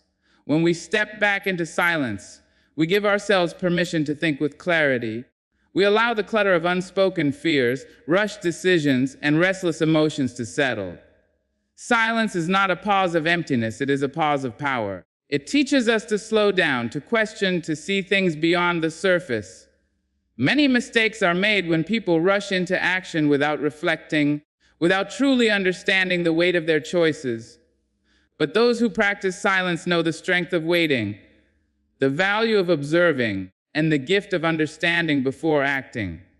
Silence gives us a mirror. It holds up the truth we often avoid. When there are no voices around to guide or mislead us, we are left with our own thoughts, our own conscience. And though that can be uncomfortable, it is in that stillness that real growth begins. Reflection requires courage because it makes us face the parts of ourselves we try to hide. Yet silence offers a gentle space for that confrontation. It allows us to sit with our pain, to embrace our mistakes, to understand our desires, and to see the path forward with new eyes. Clarity does not come from rushing. It comes from waiting. Silence teaches us that. In silence, problems that once looked impossible begin to untangle. Confusion that felt heavy begins to lighten. When we stop speaking and start listening, even to the quiet within us, answers appear. Sometimes they come slowly, sometimes in a sudden flash, but they always arrive when we make room for them. That room is silence. It is also in silence that we learn the art of listening to others. Many times in conversation, we are not truly listening, we are waiting to reply. But silence humbles us. It reminds us that wisdom is not gained by speaking, but by hearing. When we listen without rushing to respond, we understand more than words. We understand emotions, intentions, and truths that are hidden between lines. This kind of listening is only born from silence, from the choice to pause and open ourselves to understanding. Silence connects us to the world in deeper ways. The sound of nature, the rhythm of breath, the beating of the heart, all these quiet wonders often go unnoticed in our daily noise. But when we embrace silence, we begin to notice them, and they remind us that life is larger than our worries and our noise. Reflection then becomes not only about ourselves, but about our place in the greater whole. Silence lifts our eyes from what is temporary and teaches us to value what is eternal. People often say they want peace, yet they run from silence. Peace is born in silence. Reflection is born in silence. Understanding is born in silence. It is not about withdrawing from the world forever, but about giving yourself moments to pause, to breathe, and to return with clarity. A mature heart does not fear silence, it welcomes it because it knows silence is not emptiness. It is fullness waiting to be discovered. So let us not mistake silence as an absence of living. Let us see it for what it is, a gift of reflection, a tool of clarity, and a companion of understanding.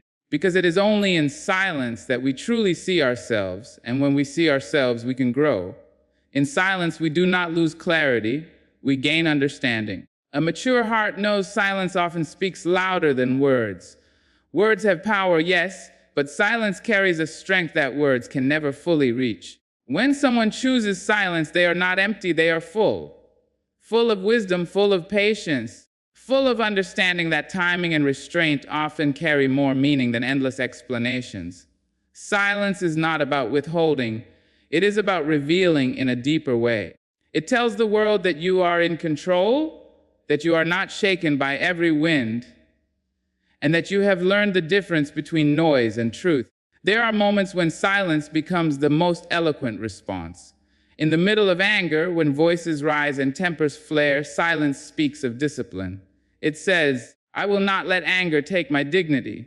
It says, I choose peace over pride. It speaks 1,000 words without a single sound. Silence then becomes a teacher, showing us that maturity is not always about proving ourselves, but about holding ourselves with grace. Silence is also a sign of deep confidence. The insecure rush to fill spaces with words, fearing that quiet will make them unseen. But the secure know that their presence does not need constant proof. A calm silence can command more respect than the loudest declaration. A quiet pause can reveal more strength than an endless defense. The mature heart understands this and chooses silence, not because it has nothing to say, but because it knows the weight of saying nothing at all. Sometimes silence is protection. When someone insults you, mocks you, or tries to provoke you, silence shields your heart from being dragged into battles unworthy of your spirit. Your quiet response tells the other person more than any heated retort could. It tells them that you are beyond their reach, that your spirit is not moved by smallness. That silence is louder than any defense, for it shows that your worth does not depend on their opinion. In relationships, silence can be the most powerful expression of love. It is in the quiet moments, in the shared stillness, that hearts often speak more clearly than mouths ever could. A gentle silence between two people can say, "I understand you, I trust you, I am here." The mature heart values this silence because it knows that love is not always about constant words. It is about presence, about simply being there without the need for noise. Silence also gives birth to respect. When we are silent while someone else speaks, we honor their voice. We show them they matter enough to be heard.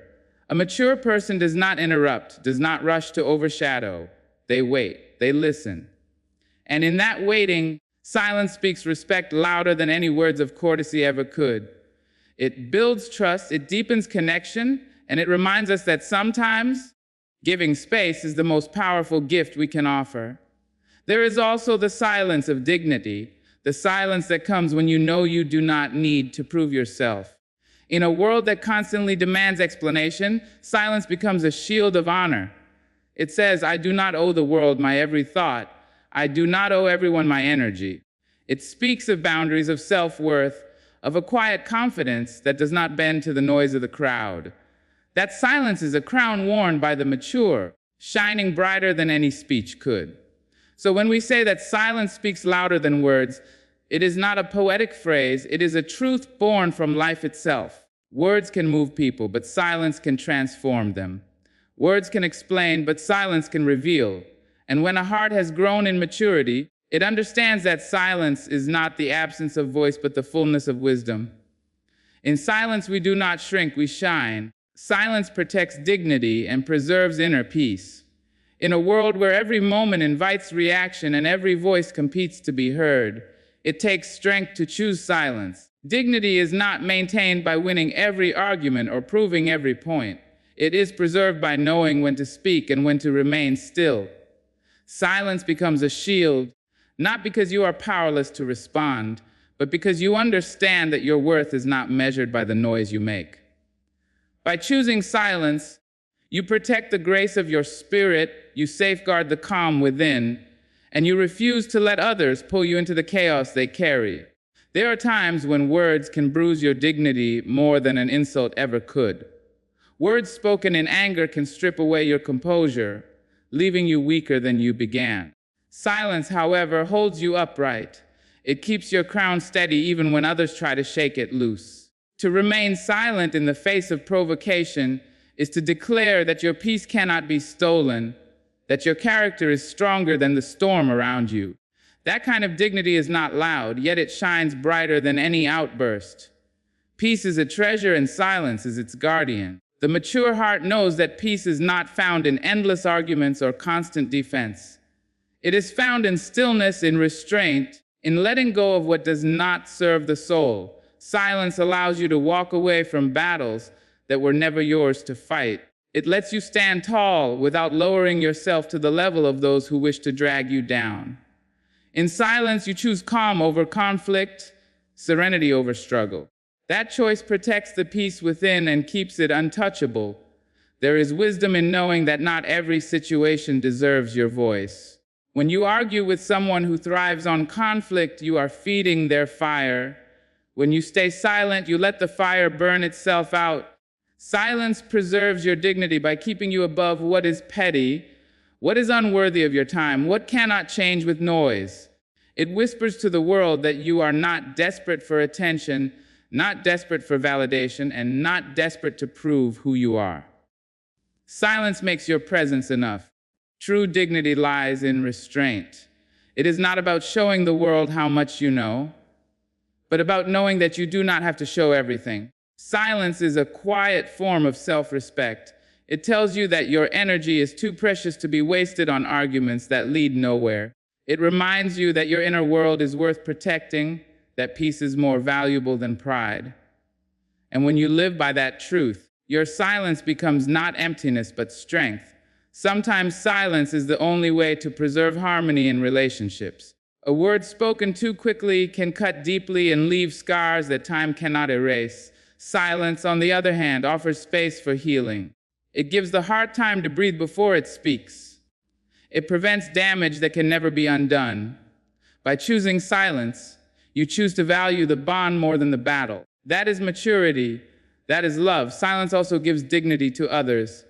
By not responding harshly, by not escalating conflict, you offer the other person a chance to reflect on their own behavior. In your silence, you are not only preserving your own peace, but giving them room to find theirs. Sometimes silence becomes the mirror that makes others see themselves clearly, and in that reflection, change becomes possible. Dignity is not found in noise, it is found in quiet strength. Peace is not preserved by winning arguments, it is preserved by letting go of them. Silence is the path that leads to both. The more we practice it, the more we see that silence is not emptiness, but fullness. The fullness of restraint, the fullness of grace, the fullness of wisdom that keeps us steady no matter what the world demands. In silence, we do not lose ourselves. We protect who we truly are. Silence gives power to observe, listen, and learn from others. In a world where people rush to speak, often competing to be heard, the ability to remain silent becomes a hidden strength. The one who stays quiet is not disengaged, they are gathering. They are noticing what others overlook, hearing what others rush past, and learning truths that only patience can uncover. Silence does not weaken the mind, it sharpens it. It turns the eyes into seekers, the ears into receivers, and the heart into a vessel of wisdom. When you choose silence, you open the door to true observation. You see beyond words and gestures into the spirit of people. You notice the small details, the hesitation in a voice, the shift in an expression, the weight carried behind a smile. In the rush of talking, many miss these signals, but silence allows you to capture them. Through silence, you understand not only what is being said, but what is left unsaid. That understanding is a gift, one that can guide you to make wiser choices and build deeper connections. Listening is a skill few master because most listen to reply instead of listening to understand. Silence teaches us to listen fully, without the urgency to interrupt or to prove a point. The mature heart knows that wisdom often arrives through the voices of others. By being silent, you give those voices the space to be heard. You learn from their experiences, from their joys, from their struggles, and from their mistakes. Every person carries a lesson, but only those who know how to be silent enough to listen will ever receive it. Silence also teaches humility. When you choose not to dominate every conversation, you acknowledge that others have something to offer too. You let their knowledge, their perspective, and their truth add to your own. This humility is not weakness, but growth, for it allows you to expand your mind beyond the limits of your own thoughts. To be silent and listen is to admit that learning never ends, that every voice, no matter how small, can hold value. Learning in silence goes deeper than words. It comes from watching the way people act, from paying attention to patterns, from recognizing lessons in everyday life. Silence gives space for reflection, and reflection transforms experience into wisdom. The one who practices silence does not simply move through life, they absorb it. They take what they see, what they hear, and what they feel, and they allow it to shape their understanding. This is the quiet work of growth, the kind that cannot be rushed by noise. Even in moments of conflict, silence teaches. When you observe rather than react, you learn what truly drives others. You see their fears, their desires, their insecurities hidden beneath their words. That knowledge can guide you not to fight harder, but to respond wiser. Silence reveals truths that anger blinds us from seeing. And those truths, once understood, become tools for building peace rather than deepening division. There is also a power in silence that goes beyond observation and listening. It gives you the discipline to wait, and in waiting, you gather knowledge others overlook. You learn from the mistakes of those who act too quickly. You learn from the wisdom of those who have walked longer paths. Silence keeps you still long enough to see the whole picture before making your move. And when you finally do speak or act, your words and actions carry weight because they are born not of impulse but of understanding. To observe, to listen, and to learn, these are the gifts silence brings. They transform an ordinary heart into a wise one, an impatient soul into a calm one, a restless spirit into a mature one. The power of silence is not in its emptiness, but in what it allows you to gain. Those who learn to embrace silence carry within them a strength that noise can never provide. In silence, we do not just hear, we understand. True maturity is knowing that silence can resolve what arguments cannot. Arguments have a way of growing larger than the truth they try to defend. They turn small disagreements into great battles, drawing out pride, ego, and the need to be right. Words sharpen into weapons, and often the original matter is forgotten in the storm of defending oneself. Yet silence, calm and steady, has the power to settle storms that words only worsen. Silence does not inflame, it cools. Silence does not provoke, it diffuses. Silence creates the space for peace to enter where arguments close the door to it. There is wisdom in recognizing that not every situation requires your voice. Sometimes the urge to win an argument can cost you your peace, your dignity, and even relationships you value. Silence is not defeat in these moments. It is victory of a higher kind. It says you have chosen growth over pride, peace over noise, and wisdom over the fleeting satisfaction of having the last word. Arguments may win moments, but silence wins respect. Arguments may bring noise, but silence brings clarity.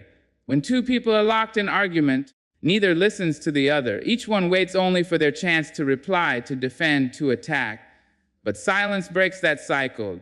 When one chooses not to respond, the air shifts. The energy of the conflict softens because silence gives space for reflection. The other person may, for the first time, hear their own words echo in the quiet and recognize the weight of what they have said. Silence holds up a mirror more powerful than any counterargument. It allows truth to rise naturally without being forced through noise. Silence also preserves relationships that arguments might otherwise destroy. Harsh words once spoken cannot be taken back. No matter how many apologies follow, they leave scars. Silence, however, prevents those scars from ever being made. Choosing silence in a heated moment does not mean you ignore the issue. It means you value the bond enough to protect it from unnecessary damage. Later, when emotions cool, you can speak with calmness and clarity. That is the maturity silence gives, in knowing when to wait so that words can heal instead of harm. There is also dignity in silence. To walk away from conflict when you could easily fight back shows that you are not ruled by anger, nor controlled by ego. It reveals that you carry within you a higher sense of strength. Some may call silence weakness, but the truth is only the strong can remain calm under fire. The weak are slaves to impulse, but the strong can master it. That mastery is what allows silence to resolve conflicts that shouting never could. Silence also teaches patience. It reminds us that not every wrong must be corrected immediately. Not every insult must be answered at once. Not every misunderstanding must be settled in the heat of the moment. Sometimes the wisest thing you can do is to wait. Time often reveals what arguments conceal. Truth has a way of standing on its own when given the chance. Silence creates that chance, letting time and truth do the work that words often fail to accomplish. In choosing silence over argument, you are also protecting your inner peace. Arguments drain energy, stir emotions, and leave the heart unsettled long after the shouting stops. Silence, on the other hand, keeps your spirit steady. It allows you to walk away without bitterness, without regret, and without the heavy weight of wasted words. That kind of peace is priceless, and only silence can preserve it in the face of conflict. So maturity is not found in how well you argue, but in how wisely you choose silence. It is not about proving yourself in every moment, but about understanding that not all battles are worth fighting. Silence is not the absence of courage, it is the presence of wisdom. It resolves by calming, it heals by pausing, it strengthens by protecting.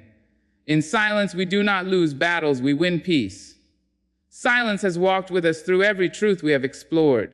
We have seen how it reflects strength, how it shields us in conflict, how it opens doors to reflection and understanding. We have seen how it speaks louder than words, how it preserves dignity, how it sharpens our power to observe and learn, and finally, how it resolves what arguments never can. Silence is not emptiness, it is fullness. It is the language of maturity, the companion of wisdom, and the crown of those who have learned that not every sound is worth making. So let us carry silence as a gift, not as weakness, but as power, not as absence, but as presence. May we use it to protect our peace, to deepen our wisdom, and to rise above the noise of the world with grace. I wish you strength, I wish you peace, and I wish you the courage to embrace silence where it is needed most. Good luck in your journey, and thank you.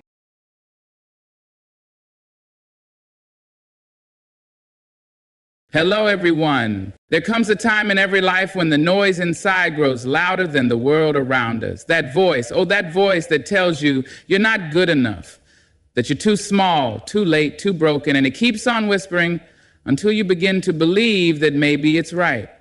Maybe you don't have what it takes. But I'm here to tell you something sacred and solid. That voice is not the truth. It is a shadow of fear wearing the coat of your doubt. And baby, it's time to take that coat off. You have been listening too long to something that does not serve you, that inner critic who speaks in sharp tones and tightens the chest. That voice is a guest, not a guide. A guest you've let stay too long at your table. But you don't owe your spirit to a voice that never once clapped for you. You owe it to the light in your soul that still burns, even after the storms. That light, that fire, is your inner coach. She's been quiet, patient, waiting for you to remember her voice. The inner coach is soft but sure. She does not shout, but she speaks in rhythms of truth. She does not mock your mistakes, she teaches through them. She says, get up, dust yourself off. You are not done, you are just beginning. She knows your worth even when you forget. She sees your scars not as signs of defeat, but proof that you survived.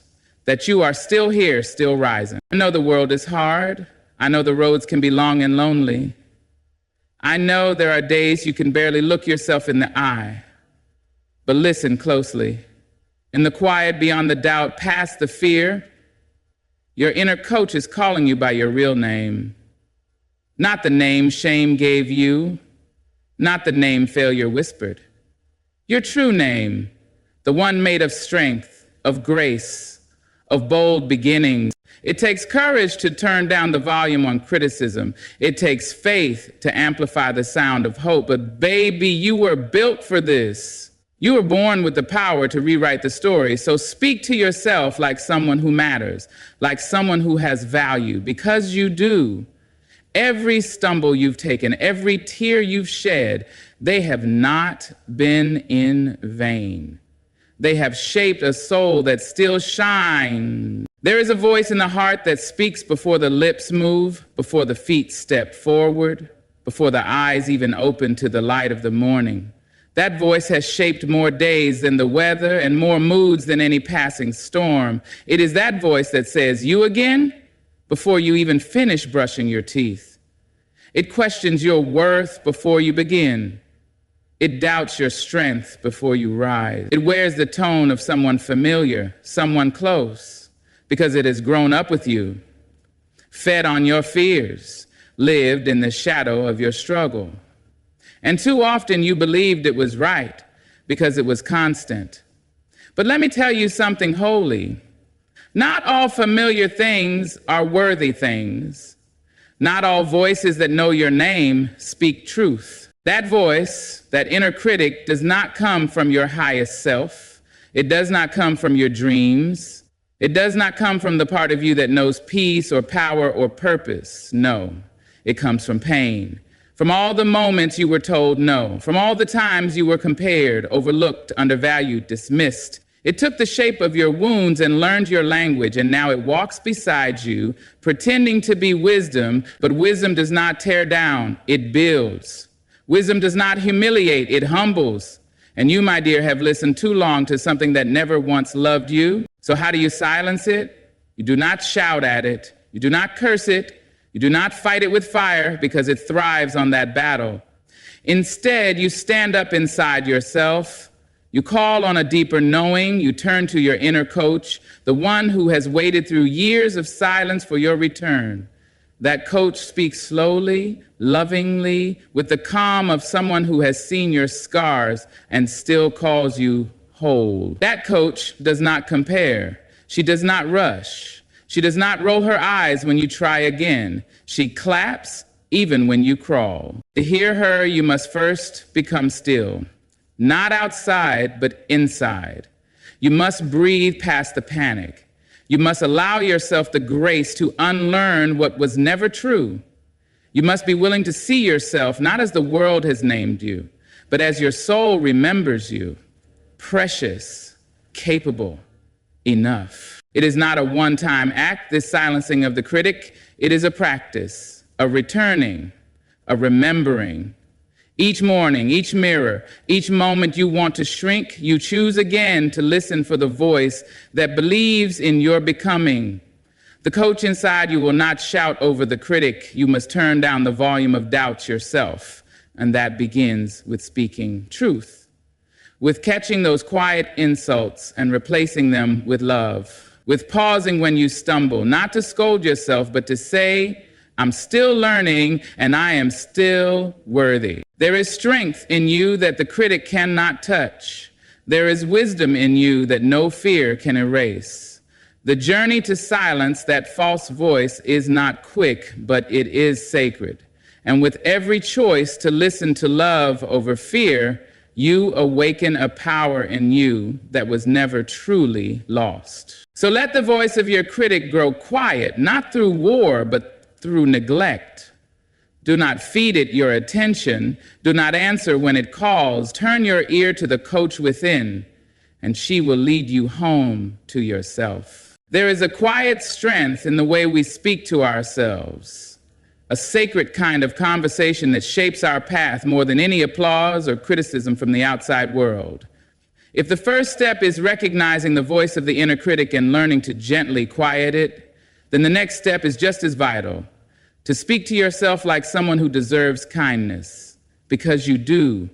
You always did. Somewhere along the way, the world may have convinced you otherwise, but let this be the day you reclaim the power of your own voice, not just in how you speak to others, but how you speak to yourself in the silence of your soul. We often pour love into others like an endless river, offering encouragement, softness, second chances.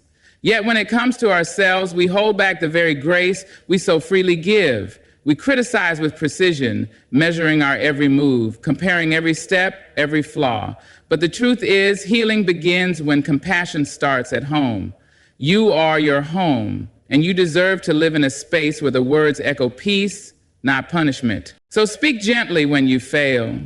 Speak truth when you doubt. Speak light into those parts of you that have been covered in darkness for far too long. Say, I am learning. Say, I am allowed to begin again. Say, I am not my worst moment, because the way you speak to yourself in private becomes the way you walk through the world. And the world, cruel as it can sometimes be, needs more people who have made peace within themselves. Your inner coach speaks the language of patience. She doesn't rush you. She doesn't scold you for not knowing all the answers. She walks beside you gently, encouraging your small steps. And sometimes that voice can sound unfamiliar, especially if you've grown up around criticism. But the more you practice it, the clearer it becomes. It begins as a whisper, then becomes a steady rhythm until one day it becomes the very sound of your strength. People often wait for someone else to validate them, to tell them they are good, they are worthy, they are enough. But the deepest transformation happens when you become that someone, when you look into your own eyes and say, I love who I am becoming. When you wake up and choose to begin the day with gentleness instead of judgment, that is where the real work happens. And it is beautiful work. It does not mean you will never stumble. You will. It does not mean doubt won't visit you. It will. But in those moments, you now have another voice to listen to, a wiser, kinder one that says, keep going, one that says you've come farther than you think, one that honors not just the finish line, but every breath you took along the way. So learn to speak to yourself the way a loving mentor would, with encouragement, with patience, with firm belief in your ability to rise. The world will still have its noise. People will still have their opinions, but if your own voice becomes a refuge, a source of courage and love, then no storm outside can shake the peace you've built within. Every step you take in kindness toward yourself silences the critic and strengthens the coach. Keep walking that way. There is something deeply powerful about the stories we carry, not the ones others tell about us, but the ones we tell ourselves, in the silence, in the mirror, in the quiet corners of our thoughts. The critic survives by twisting those stories, feeding on the parts that went wrong, the moments we stumbled, the days we doubted. It recites failure like poetry, holding up a cracked version of who we are and calling it truth. But just because something echoes doesn't mean it's right. Just because it's been repeated doesn't make it sacred. If you want to silence the critic and awaken your inner coach, you must begin rewriting the story you tell yourself.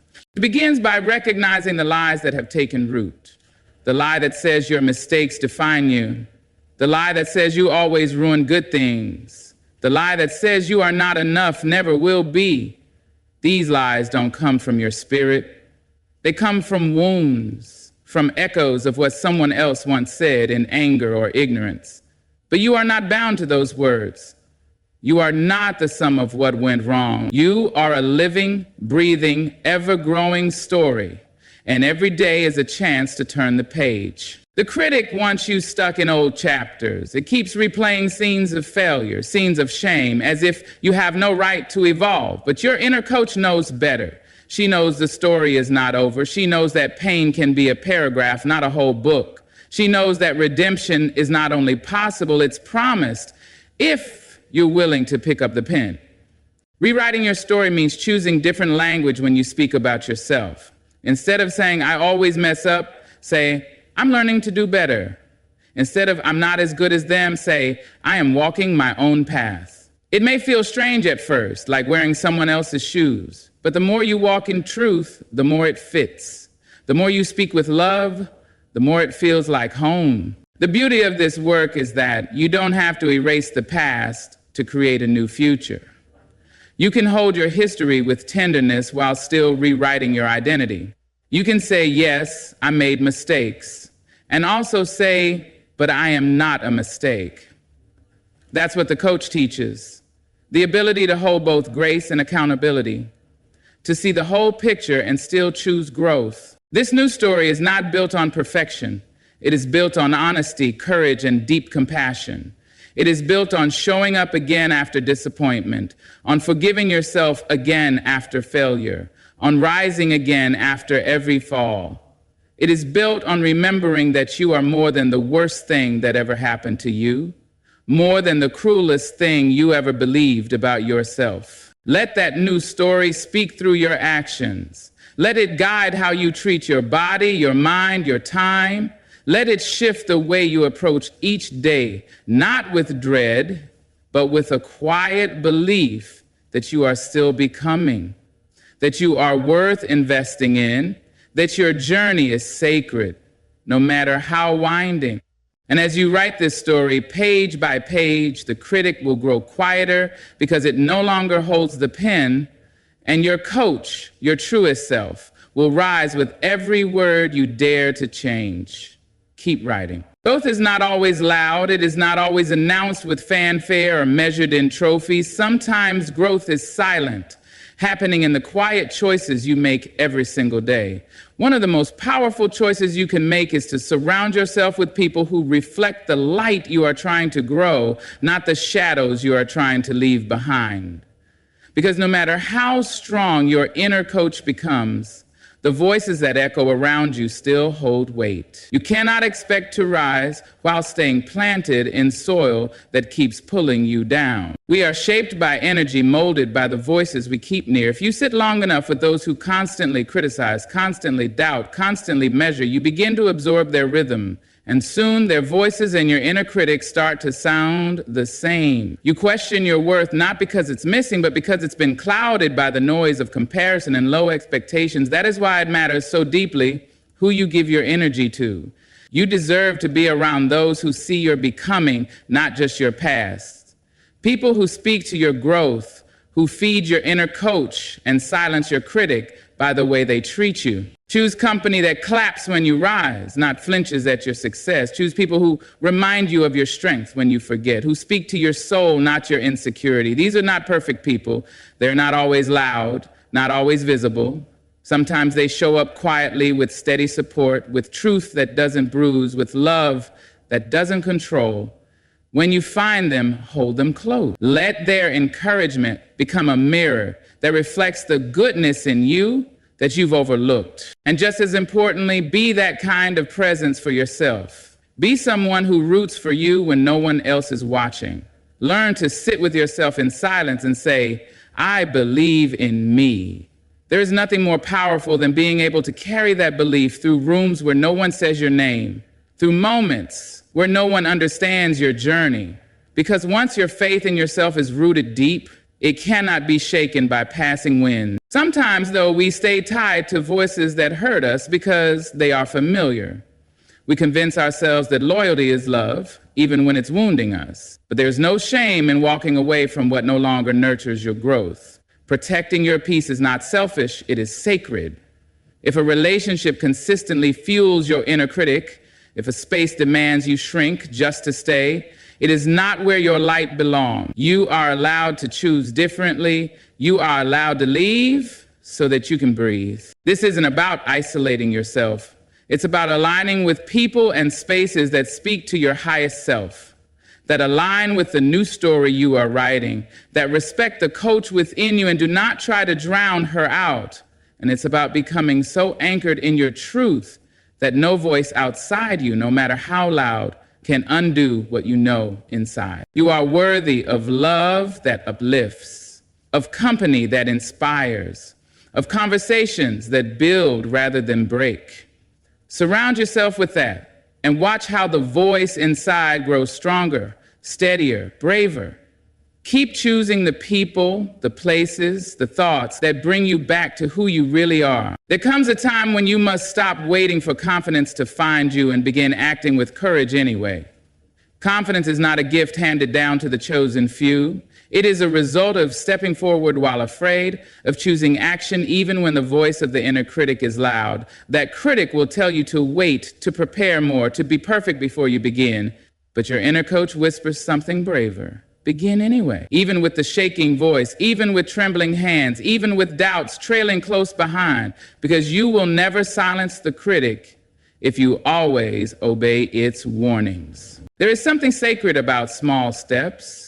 The world tells us to leap, to conquer, to dazzle, but healing, real becoming happens in the small, brave steps that no one else may see. It happens when you speak up in a room where you once stayed silent. It happens when you say no to what drains you, yes to what fills you. It happens when you show up, not perfect, but present. And with each of those steps, your inner coach grows stronger. Her voice becomes clearer.